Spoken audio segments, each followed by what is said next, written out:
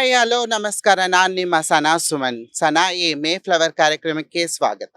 ಸ್ನೇಹಿತರೆ, ಇವತ್ತು ನಾನು ಎಲ್ಲಿ ಬಂದಿದ್ದೀನಿ ಅಂದರೆ, ನಾನು ಬ್ಯಾಂಗ್ಳೂರಿಂದ ಮೈಸೂರುವರೆಗೂ ಟ್ರಾವೆಲ್ ಮಾಡ್ಕೊಂಡು ಬಂದಿದ್ದೀನಿ. ಹಾಗೂ ಇಲ್ಲಿ ನಾನು ಎಲ್ಲಿದ್ದೀನಿ ಅಂದರೆ, ಇವತ್ತು ಮೈಸೂರು ಯೂನಿವರ್ಸಿಟಿಯಲ್ಲಿ ಇದ್ದೀನಿ. ಮೈಸೂರು ಯೂನಿವರ್ಸಿಟಿಯಲ್ಲಿ ನಾನು ಏನು ಮಾಡ್ತಾ ಇದ್ದೀನಿ ಅಂತ ಎಲ್ರಿಗೂ ಆಶ್ಚರ್ಯ ಆಗ್ತಾ ಇದೆಯಾ? ಏನು ಆಶ್ಚರ್ಯ ಆಗಬೇಡ್ರಿ. ಇವತ್ತು ಮೈಸೂರು ಯೂನಿವರ್ಸಿಟಿಯಲ್ಲಿ ಒಂದು ವಿಶೇಷವಾಗಿರುವಂಥ ಅತಿಥಿಯನ್ನು ನಾವು ಮೀಟ್ ಮಾಡೋಕ್ಕೆ ಬಂದಿದ್ದೀವಿ. ಅವ್ರು ಯಾರು ಅಂತ ಗೊತ್ತಿದೆಯಾ? ಯಾರೂ ಇಲ್ಲ, ನಮ್ಮ ಸಮುದಾಯದವರಾದ ಟ್ರಾನ್ಸ್ಜೆಂಡರ್ ಮಹಿಳೆ ದೀಪಾ ಅವ್ರನ್ನ ಮೀಟ್ ಮಾಡೋಕ್ಕೆ ಬಂದಿದ್ದೀವಿ. ಏನು ಅವರ ಸಾಧನೆ? ಅವ್ರ ಸಾಧನೆ ಮಾಡಿರೋದು ಕೇಳ್ಪಟ್ರೆ ನೀವೇ ಖುಷಿ ಆಗ್ಬಿಡ್ತೀರಾ. ದೀಪಾ ಅವರು ಫಸ್ಟ್ ಕರ್ನಾಟಕದ ಟ್ರಾನ್ಸ್ಜೆಂಡರ್ ಮಹಿಳೆ PhD ಮಾಡ್ತಾ ಇದ್ದಾರೆ. ಅದಕ್ಕೆ ನಾವು ಇವತ್ತು ಮೈಸೂರು ಯೂನಿವರ್ಸಿಟಿಗೆ ಬಂದಿದ್ದೀವಿ. ಬನ್ನಿ ಅವ್ರ ಜೊತೆ ನಾವು ಮಾತಾಡೋಣ. ಮತ್ತೆ ಅವರ ಒಂದು ಸಕ್ಸಸ್ ಹೇಗಿದೆ, ಮತ್ತೆ ಅವ್ರ PhD ಮಾಡಿದ್ಕೆ ಅವ್ರಿಗೆ ಮೋಟಿವೇಶನ್ ಹೇಗಾಯ್ತು, ಮತ್ತೆ ಈ ಒಂದು ಎಕ್ಸಾಂಪಲ್ ಇಂದ ನಮ್ಮ ಸಮುದಾಯದವ್ರಿಗೆ ಹೇಗೆ ಮೋಟಿವೇಶನ್ ಅವ್ರು ಕೊಡಬಹುದು, ಮತ್ತೆ ಸಮಾಜಕ್ಕೆ ಹೇಗೆ ಏನ್ ವಿಷಯಗಳನ್ನ ಅವ್ರು ತಿಳಿಸ್ಬೋದು ಅಂತ ನಾವು ಅವ್ರ ಜೊತೆ ಮಾತಾಡಿ ತಿಳ್ಕೊಳ್ಳೋಣ. ಬನ್ನಿ.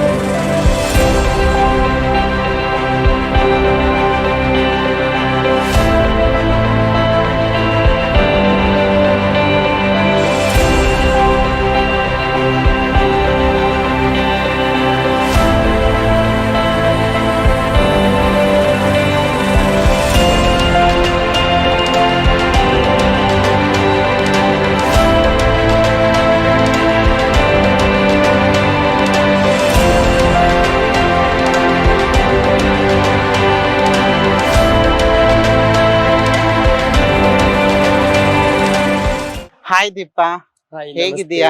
ಚೆನ್ನಾಗಿದ್ದೀನಿ ತುಂಬಾ ದಿವಸ ಆಯ್ತು ನಿನ್ನ ನೋಡಿ. ನಾನು ಒಂದ್ ಸಣ್ಣ ಪರಿಚಯ ಮಾಡ್ಕೊ ನಿನ್ ಬಗ್ಗೆ. ಆಯ್ತು, ಓಕೆ. ತುಂಬಾ ಖುಷಿ ಆಗ್ತಿದೆ ಸರ್ ಅವರೇ ನನ್ನನ್ನು ಭೇಟಿ ಮಾಡ್ಲಿಕ್ಕೆ. ಅದು ಬೆಂಗಳೂರಿಂದ ಮೈಸೂರಿಗೆ ನಮ್ಮ ಡಿಪಾರ್ಟ್ಮೆಂಟ್ ಹುಡುಕೊಂಡು ಬಂದಿರ್ತಕ್ಕಂಥದ್ದು. ನನ್ನ ಪರಿಚಯ ಹೇಳ್ಕೋಬೇಕಂತ ಹೇಳಿದಾಗ, ನನ್ನ ಹೆಸರು ದೀಪಾ ಬುದ್ಧೆ ಅಂತ ಹೇಳಿ. ಅದು ನನ್ನ ದೀಪಾ ಬುದ್ಧಿ ಅಂತ ಹೇಳಿ ನಮ್ಮ ಸರ್ ಇಟ್ಟಿರ್ತಕ್ಕಂಥ, ನನ್ನ ಗೈಡ್ ಇಟ್ಟಿರ್ತಕ್ಕಂಥ ಹೆಸರು ಇದು. ನಂದು ಸಂತೆಮರಳಿ ಪಕ್ಕ ಹೆಗ್ವಡಿಪುರ ಅಂತಕ್ಕಂಥ ಊರು, ಚಾಮರಾಜನಗರ ತಾಲೂಕು ಮತ್ತು ಜಿಲ್ಲೆ. ನಾನು ಮೂಲತಃ ಅಲ್ಲೇ ಹುಟ್ಟಿ ಬೆಳೆದಿರ್ತಕ್ಕಂಥವ್ಳು. ಮತ್ತೆ ಸಮುದಾಯವಾಗಿ ಹೊರಗಡೆ ಬಂದ್ಮೇಲೆ ನಾನು ಕಮ್ಯುನಿಟಿ ಜೊತೆ ನಾವೇ ಎಲ್ಲ ಒಂದು 16 ವರ್ಷದಿಂದ ನಾನು ಕಮ್ಯುನಿಟಿ ಜೊತೆ ಇದ್ಕೊಂಡೆ. ಆಮೇಲೆ ಬಂದು ನಮ್ದೊಂದು ಸಂಸ್ಥೆ ಸಮತ ಅಂತ ಹೇಳಿ ಇದೆ. ಸಮತ ಸಂಸ್ಥೆಯಲ್ಲಿ ನಾನು ಪಿಯರ್ ಎಜುಕೇಟರ್ ಆಗಿ, OW ಆಗಿ, ಮ್ಯಾನೇಜರ್ ಆಗಿ, ಮತ್ತೆ ಇವತ್ತು ನಾನು ಅಲ್ಲಿ ಪ್ರೆಸಿಡೆಂಟ್ ಆಗಿದ್ದೀನಿ. ಹೀಗೆ ನನ್ನ ಒಂದು ಜರ್ನಿ ಅಂತಾನೆ ಹೇಳ್ಬೋದು, ಮತ್ತೆ ನನ್ನ ಒಂದು ಪರಿಚಯ ಇದು. ಓಕೆ, ಈ ಸಂಘಟನೆ ಅಂತ ಹೇಳಿದ್ರಲ್ಲ, ಇದ್ರಲ್ಲಿ ನೀವು ಏನೇನ್ ಕೆಲಸ ಮಾಡ್ತೀರಾ? ಸಮತ ಸೊಸೈಟಿ ಬಂದು 2011 ನಾವು ಸಂಸ್ಥೆನ ಹುಟ್ಟಾಕೊಂಡಿರ್ತಕ್ಕಂಥದ್ದು. ಈ ಸಂಸ್ಥೆಗಿಂತ ಮೊದಲು ನಾವು IDPMS ಮತ್ತೆ ಮೈರಾಡ ಇತ್ತು. ಆ ಸಂದರ್ಭ ನಮ್ಮ ಕಮ್ಯುನಿಟಿ ಎಲ್ಲರಿಗೂ ಕೂಡ ಕೆಲಸಗಳನ್ನ ಮಾಡ್ತಾ ಇತ್ತು. ಅಂದ್ರೆ ಸೋಷಿಯಲ್ ಸರ್ವಿಸ್ ಅಲ್ಲಿ ಹೆಲ್ತ್ ಬಗ್ಗೆ ಅವೇರ್ನೆಸ್, ಅದ್ ನಿಮ್ಗೆ ಗೊತ್ತಿದೆ. ಏನು ಒಂದು HIV ಕಾರ್ಯಕ್ರಮ ಏನಿದೆ ಅದರ ಸಂಬಂಧಪಟ್ಟಂಗೆ ಪ್ರೋಗ್ರಾಮ್ ಇತ್ತು. ಅದರಲ್ಲಿ ನಾನು ಕಮ್ಯುನಿಟಿಗೆ ನನ್ನ ಗುರುತಿಸಿದ್ರು. ಮತ್ತೆ ತದನಂತರ ನಾವೇನ್ ಮಾಡಿದ್ವಿ, ಒಂದಷ್ಟು ಜನ ಸಮುದಾಯದವರೆಲ್ಲ ಸೇರ್ಕೊಂಡು ನಾವು ಸಂಸ್ಥೆಯನ್ನ ಸಮತ ಸೊಸೈಟಿ 2011 ಹುಟ್ಟಾಕೊಂಡ್ವಿ. ಅದಕ್ಕೆ 2014 ಪ್ರಾಜೆಕ್ಟ್ ಬಂದಿದೆ IDPMS ಇಂದ. ಅವಾಗ ನಾವೇನ್ ಮಾಡಿದ್ವಿ, ಕೆಸಪ್ಸ್ ಇಂದ ಪ್ರಾಜೆಕ್ಟ್ ತಗೊಂಡು PR ಆಗಿ ವರ್ಕ್ ಮಾಡಿದೆ. ತದನಂತರ ಒಂದ್ 3-4 ವರ್ಷ ಮೇಲೆ OW ಆದೆ. ಆಮೇಲೆ OW ಆಗಿ ಮ್ಯಾನೇಜರ್ ಆದೆ. ಈಗ ನಾನು ಸಂಪೂರ್ಣವಾಗಿ ನಾನು MA ಮಾಡುವಾಗ ಪಾರ್ಟ್ ಟೈಮ್ ಆಗಿ ವರ್ಕ್ ಮಾಡ್ತಾ ಇದ್ದೆ. ಈಗ PhD ಸೇರ್ಕೊಂಡು ಡಾಕ್ಟರ್ BR ಅಂಬೇಡ್ಕರ್ ಸಂಶೋಧನಾ ಹಾಗೂ ವಿಸ್ತರಣಾ ಕೇಂದ್ರ ಮಾನಸ ಗಂಗೋತ್ರಿನಲ್ಲಿ ಪ್ರೊಫೆಸರ್ J ಸೋಮಶೇಖರ್ ಅಂತ ಹೇಳಿ ನಮ್ ಗೈಡ್, ಅವರ ಹ್ಯಾಂಡರ್ ಅಲ್ಲಿ ನಾನು ಇವತ್ತು PhD ಮಾಡ್ತಾ ಇದ್ದೇನೆ. ಸಂಪೂರ್ಣ ಅವಧಿಯನ್ನು ತೊಡಗಿಸ್ಕೊಂಡ ಮೇಲೆ ಅದಕ್ಕೆ ಕೆಲಸ ಬಿಟ್ಟಿದ್ದೀನಿ. ಮತ್ತೆ ಇವಾಗ ಅಲ್ಲಿ ಪ್ರೆಸಿಡೆಂಟ್ ಆಗಿ ವರ್ಕ್ ಮಾಡ್ತಾ ಇದ್ದೀನಿ. ನಿಜವಾಗ್ಲೂ ಖುಷಿ ಆಗ್ತಾ ಇದೆ. ಯಾಕಂದ್ರೆ ಕರ್ನಾಟಕದಲ್ಲೇ ಫಸ್ಟ್ ಟ್ರಾನ್ಸ್ಜೆಂಡರ್ ಆಗಿ PhD ನ ಮಾಡ್ತಾ ಇರೋದು ನಿಜವಾಗ್ಲೂ ಅದು ಒಳ್ಳೆ ಒಂದು ಖುಷಿಯ ಸುದ್ದಿನೇ ಹೇಳ್ಬಹುದು. ನಮ್ಮ ಇಡೀ ಸಮುದಾಯದವ್ರಿಗೆ ಅದು ಒಳ್ಳೆ ಮೋಟಿವೇಶನ್ ಅಂತ ಹೇಳ್ಬಹುದು. ಹಾಗೂ ನಿಮ್ ಸ್ಕೂಲಿಂಗ್ಸ್ ಮತ್ತೆ ನಿಮ್ಮ ಕಾಲೇಜ್ ಎಲ್ಲ ಹೇಗೆ, ಎಲ್ಲಿ ಮಾಡಿದ್ರಿ? ನಂದು ಸ್ಕೂಲ್ ಬಂದು ನಂದು ಹೆಗ್ವಾಡಿಪುರದಲ್ಲಿ ನಾನು ಮಿಡ್ಲ್ ಸ್ಕೂಲ್ ಓದಿದ್ದು. 1ರಿಂದ 7ನೇ ಕ್ಲಾಸ್ ತನಕ, ಮತ್ತೆ 8, 9, 10 ಮತ್ತೆ PUC ಎರಡನ್ನೂ ಸಂತೆಮರಳಿನಲ್ಲಿ ಮಾಡಿದೆ. ಡಿಗ್ರಿಯನ್ನ ಇಲ್ಲಿ ಕುದೇರಲ್ಲಿ ಮಾಡಿದೆ ನಾನು. ಆಮೇಲೆ ಬಂದು ನೆಕ್ಸ್ಟ್ MA ಮಾಡಕ್ಕಿಂತ ಮೊದ್ಲು ಒಂದ್ 3-4 ವರ್ಷ ಗ್ಯಾಪ್ ಆಗಿತ್ತು. ಅಂದ್ರೆ ನಾನು ಈ ತರ ಕಮ್ಯುನಿಟಿ ಅಂತ ಹೇಳಿ ಗೊತ್ತಾಗಿ ಒಂದಷ್ಟು ಜನಕ್ಕೆ ಗೊತ್ತಾದ್ಮೇಲೆ ಪ್ರಾಬ್ಲಮ್ ಆಯ್ತು ನನಗೆ. ನನ್ನ ನೋಡೋ ದೃಷ್ಟಿನೇ ಒಂಥರ ಸರಿ ಇರ್ಲಿಲ್ಲ. ಹಾಗಾಗಿ ನಾನು ಏನ್ ಮಾಡಿದೆ, ಅಲ್ಲಿಂದ ಡ್ರಾಪ್ ಔಟ್ ಆದೆ. ಮತ್ತೆ ಡಿಗ್ರಿ ಕಂಪ್ಲೀಟ್ ಮಾಡಿ ನಂತರ ಡ್ರಾಪ್ ಔಟ್ ಆದೆ. ಅವಾಗ್ಲೇ ಕಮ್ಯುನಿಟಿಗೆ ಬಂದೇನೆ ನಾನು ಡಿಗ್ರಿ ಓದಿದ್ದು. PUC ಮಾಡುವಾಗ್ಲೇನೆ ಪಾರ್ಟ್ ಟೈಮ್ ಆಗಿ ವರ್ಕ್ ಮಾಡ್ತಾ ಇದ್ದೆ ನಮ್ಮ ಸಂಸ್ಥೆನಲ್ಲಿ. ಹಾಗೆ ಬಂದು ನೆಕ್ಸ್ಟ್ ಡಿಗ್ರಿ ಓದ್ಬೇಕಾದ್ರೆ ಕಾಲೇಜ್ಗೆ ಹೋಗ್ತಿದ್ದೆ, ಮತ್ತೆ ನನ್ನ ಕಮ್ಯುನಿಟಿ ಜೊತೆನೇ ಇದ್ದೆ. ಅವಾಗ ಏನಾಯ್ತು, ಸ್ವಲ್ಪ ಜನಕ್ಕೆಲ್ಲ ಗೊತ್ತಾಗೋಯ್ತು ವಿಷಯಗಳು, ಮತ್ತೆ ನನ್ನ ಮನೆಗೆ ಗೊತ್ತಾಗೋಯ್ತು ಕುಟುಂಬಕ್ಕೆ. ಅವಾಗಲೇ ಸಪರೇಟ್ ಆಗಿ ಒಂದು ಮನೆ ಮಾಡ್ಕೊಂಡು ನನ್ನ ಫ್ರೆಂಡ್ಸ್ ಗಳೆಲ್ಲ ಕಮ್ಯುನಿಟಿಗಳ ಜೊತೆ ನಾನು ಇದ್ದೆ. ಅವಾಗ ನಾನು ಏನ್ ಮಾಡಿದೆ, ಕ್ಲಾಸ್ ಮುಗಿಸಿ ಡಿಗ್ರಿ ಕಂಪ್ಲೀಟ್ ಆದ ನಂತರ ಬಿಟ್ಬಿಟ್ಟೆ. ಸಾಕು, ಇಷ್ಟು ಕಮ್ಯುನಿಟಿಗೆ ಇಷ್ಟು ಓದಿದೀನಿ, ಏನೋ ಒಂದಿರ್ಲಿ, ಒಂದ್ ಸಂಸ್ಥೆ ನಡೆಸ್ಕೊಂಡು ಹೋಗ್ಲಿಕ್ಕೆ ಅಂತ ಹೇಳಿ ಸುಮ್ಮನಾಗಿದೆ. ಮತ್ತೆ ನನಗೆ ಶ್ಯಾಮ್ ರತ್ನಾಕರ್ ಅಂತ ಹೇಳಿ ಕೆಸಪ್ಸ್ ಕಡೆಯಿಂದ ಒಬ್ರು PO ಇದ್ರು. ಅವರು ನನ್ನನ್ನ ಒಂದು ಡೈಲಿ ರಿಪೋರ್ಟ್ ಕೇಳ್ತಾ ಇದ್ರು OW ಕೆಲಸ ಮಾಡುವಾಗ. ಯಾವ ರೀತಿಯಾಗಿ ನೀವು ವರ್ಕ್ ಮಾಡ್ತಾ ಇದ್ರ ಹೇಳಮ್ಮ ಅಂತ ಹೇಳುವಾಗ, ನಾನು ಹಿಂಗೆಲ್ಲ ಡೈಲಿ ಈ ತರ ದಿನಚರಿ ಟೈಮ್ ಟೇಬಲ್ ಹಾಕೊಂಡಿದೀನಿ ಅಂತ ಹೇಳ್ತಾ ಇದ್ದೆ. ಅವಾಗ ಅವ್ರೇನ್ ಮಾಡಿದ್ರು, ನನ್ನೆಲ್ಲ ನಿನ್ನಲ್ಲಿ ಓದ್ತಕ್ಕಂಥ ಒಂದು ಆಸಕ್ತಿ ತುಂಬಾ ಚೆನ್ನಾಗಿದೆ, ನೀನು ಓದು ಅಂತೇಳಿ ನಾನು ರಿಪೋರ್ಟ್ಸ್ ಎಲ್ಲ ನೋಡಿದ್ದು. ಅಂದ್ರೆ ಚೆನ್ನಾಗಿ ರಿಪೋರ್ಟ್ ಎಲ್ಲ ಮಾಡೋದು, ರೈಟಿಂಗ್ಸ್ ಎಲ್ಲ ಚೆನ್ನಾಗಿತ್ತು. ಹಾಗಾಗಿ ಅವರು ನನ್ನ ಮುಂದೆ ಓದಮ್ಮ ಅಂತ ಹೇಳಿ ಅವ್ರು ಹೇಳುವಾಗ, ನಾನು ಯಾಕೆ ಓದ್ಬಾರ್ದು ಅಂತೇಳಿ ಅವಾಗ ನನ್ನ ಮೈಂಡ್ ಅಲ್ಲಿ ಇಟ್ಕೊಂಡೆ. ಮತ್ತೆ ಅದಕ್ಕಿಂತ ಮುಂಚೆ ನನಗೆ ಓದುವಂತ ಆಸಕ್ತಿ ತುಂಬಾ ಇತ್ತು. ನಾನು ಸಮುದಾಯದಲ್ಲಿ ಇದ್ರೂ ಕೂಡ ಬುಕ್ಸ್ ಗಳು ಓದೋದು, ಮತ್ತೆ ನನ್ನ ಮನೇಲಿ ಸುಮಾರು ಬುಕ್ಸ್ ಗಳೆಲ್ಲ ಇಟ್ಕೊಂಡಿದೀನಿ. ಹಾಗಾಗಿ ಇದೆಲ್ಲ ನಂದು ರೂಟೀನ್ ಇತ್ತು. ಅದಕ್ಕೆ ನಾನು ಏನ್ ಮಾಡಿದೆ, 2018ಕ್ಕೆ ಗಂಗೋತ್ರಿಗೆ ಬಂದೆ. ಗಂಗೋತ್ರಿಗೆ ಬಂದಾಗ ನಮ್ಮ ಕಮ್ಯುನಿಟಿದು ಕಾಲಮ್ ಇರ್ಲಿಲ್ಲ. ಇದ್ರಲ್ಲೇ ನಾನು ಸೇರ್ಕೋಬೇಕು ಅಂತೇಳಿ ನನ್ ಕೇಂದ್ರಕ್ಕೆ ಬಂದಾಗ ಫಸ್ಟ್ ನಿಂಗೆ ಸರ್ ಅಂತ ರಾಜಪ್ಪ ಸರ್ ಅಂತ ಪರಿಚಯ ಇದ್ರು. ಅವ್ರ ಮೂಲಕ ಅವಾಗ ನಮ್ಗೆ ನಮ್ಮ ಸಂಯೋಜನಾಧಿಕಾರಿಗಳಂತ doctor S. Narendra Kumar sir ಅವರಿದ್ರು. ಅವ್ರ ಜೊತೆ ಮಾತಾಡಿಸಿ ನನ್ಗೆ ಅಡ್ಮಿಷನ್ ಅನ್ನ ಆಗ್ಲಿಕ್ಕೆ ಅವಕಾಶ ಮಾಡಿಕೊಟ್ರು. ಆಮೇಲೆ ಮತ್ತೆ ಫಸ್ಟ್ ಎಕ್ಸಾಮ್ ಫೇಸ್ ಮಾಡೋದು ಬಂತು. ಅದ್ರಲ್ಲೂ ಕೂಡ ಕಾಲಮ್ ಇರ್ಲಿಲ್ಲ. ಅವಾಗ ನಾನು ಪ್ರೊಫೆಸರ್ JS ನಂಗೆ ಇವರು ಗೈಡ್ ಆಗಿದ್ರೆ, ಅವ್ರು ಅವಾಗ ರಿಜಿಸ್ಟರ್ಡ್ ಎವಾಲ್ಯೂಟರ್ ಆಗಿದ್ರು. ಅವ್ರ ಮುಂದೆ ಒಂದು ರಿಕ್ವೆಷನ್ ಕೊಟ್ಟು, ಈ ತರ ಒಂದು ಕಾಲಮ್ ಇದು ಹ್ಯಾಡ್ ಮಾಡಿ, ಹಿಂಗೊಂದು ಸಮುದಾಯದ ವ್ಯಕ್ತಿ ಓದ್ತಾ ಇದ್ದೀನಿ, ಇಲ್ಲ ನನ್ನ ಎಕ್ಸಾಮ್ ಕೂತ್ಕೊಳ್ಳಿಕ್ ಆಗೋದಿಲ್ಲ ಅಂತೆಲ್ಲ ಹೇಳಿದಾಗ ಅವರು ನನಗೆ ಅವಕಾಶ ಮಾಡಿಕೊಟ್ಟು ಇವತ್ತು ಆ ಕಾಲಮ್ ಹ್ಯಾಡ್ ಆಗಿದೆ. ಓಕೆ, ಅದೇ ನೀನು ಆ ಬುಕ್ ಇಂಟ್ರೆಸ್ಟ್ ಅನ್ನೋದು ಇಲ್ಲೇ ಕಾಣಿಸ್ತಾ ಇದೆ. ಬುಕ್ ಜೊತೆನೆ ಕುತ್ಕೊಂಡಿದ್ಯಾ? ಏನ್ ಬುಕ್ ಇದು? ಓ, doctor Baba Saheb writing and speech. ಅಂದ್ರೆ Baba Saheb doctor B. R. Ambedkar ಅವರ ಭಾಷಣ ಮತ್ತು ಸಮಗ್ರ ಭಾಷಣ ಮತ್ತು ಬರಹಗಳು ಅಂತ ಹೇಳ್ಬಿಟ್ಟು ಅವರು ಒಟ್ಟು 22 ವಾಲ್ಯೂಮ್ಸ್ ಗಳಿದೆಯಲ್ಲ.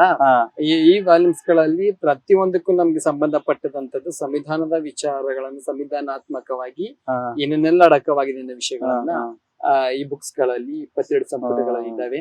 ಅದನ್ನ ಪ್ರತಿಯೊಬ್ರು ಕೂಡ ಇದೇ ಸಮುದಾಯ ಅದೇ ಸಮುದಾಯ ಅಂತ ಅಲ್ಲ, ನಮ್ಮ ಇಡೀ ಭಾರತದ ಇರ್ತಕ್ಕಂಥ ಎಲ್ಲಾ ಪ್ರಜೆಗಳನ್ನು ಓದ್ತಕ್ಕಂಥ ಬುಕ್ಸ್ ಗಳು, ಮತ್ತೆ ಅರ್ಥ ಮಾಡ್ಕೋಬೇಕು, ಅಳವಡಿಸ್ಕೋಬೇಕು, ರೂಢಿಗತ ಮಾಡ್ಕೊಂಡು ಹೋಗ್ಬೇಕು. ಎಲ್ಲ ಕಾಣಿಸ್ತಾ ಇದೆ. ನೀನ್ ಎಷ್ಟು ಮಟ್ಟಿಗೆ ಬುಕ್ ಅಲ್ಲಿ ಇಂಟ್ರೆಸ್ಟ್ ಇದೆಯಾ ಓದೋದ್ರಲ್ಲಿ ಅಂತ ಇಂಟರ್ವ್ಯೂ ಜೊತೆನೆ ಬುಕ್ ನ ತಂದು ಇಟ್ಕೊಂಡ್ಬಿಟ್ಟಿದ್ದೀರಾ.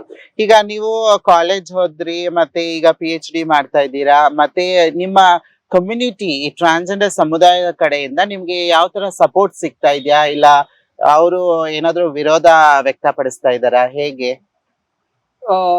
ಒಂದು ಒಳ್ಳೆ ಕೆಲಸ ಅಂತ ಹೇಳುವಾಗ ಒಳ್ಳೇದಾಗುತ್ತೆ, ಮತ್ತೊಂದು ಕೆಟ್ಟದಾಗುತ್ತೆ, ಇದೆಲ್ಲ ಇರ್ತವೆ.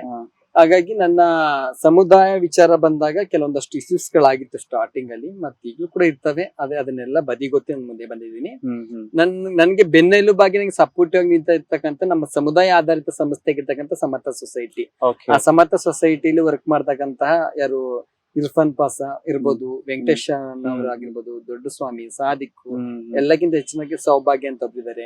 ಅವರೆಲ್ಲರೂ ನನ್ಗೆ ತುಂಬಾ ಸಪೋರ್ಟ್ ಆಗಿದ್ದಾರೆ. ಮತ್ತೆ ವರ್ಕ್ ಮಾಡ್ಲಿಕ್ಕೂ ಮತ್ತೆ ಓದ್ಲಿಕ್ಕೂ ಅವಕಾಶಗಳನ್ನ ಕೊಟ್ಟು ಸಂಸ್ಥೆ ಜೊತೆ ಒಡನಾಟದೊಂದಿಗೆ ಮಾಡ್ಕೊಂಡು ಹೋಗಮ್ಮ ಅಂತ ಹೇಳಿದ್ದಾರೆ. ಹಾಗೆ ನಂಗೆ ಸಮುದಾಯದ ವ್ಯಕ್ತಿಗಳಲ್ಲಿ ತಗೊಂಡಾಗ ನನ್ಗೆ ಫಸ್ಟ್ ಅಮ್ಮ ಬಂದು ಚಾಂದಿನಿ ಅಮ್ಮ ಅಂತ ಹೇಳಿ ಸೋಸ್ಲಿ ಅವರು, ಮತ್ತೆ ನನ್ ಗುರು ಆರತಿ ಅಮ್ಮ ಅವ್ರ ಸಪೋರ್ಟ್ ಇದೆ.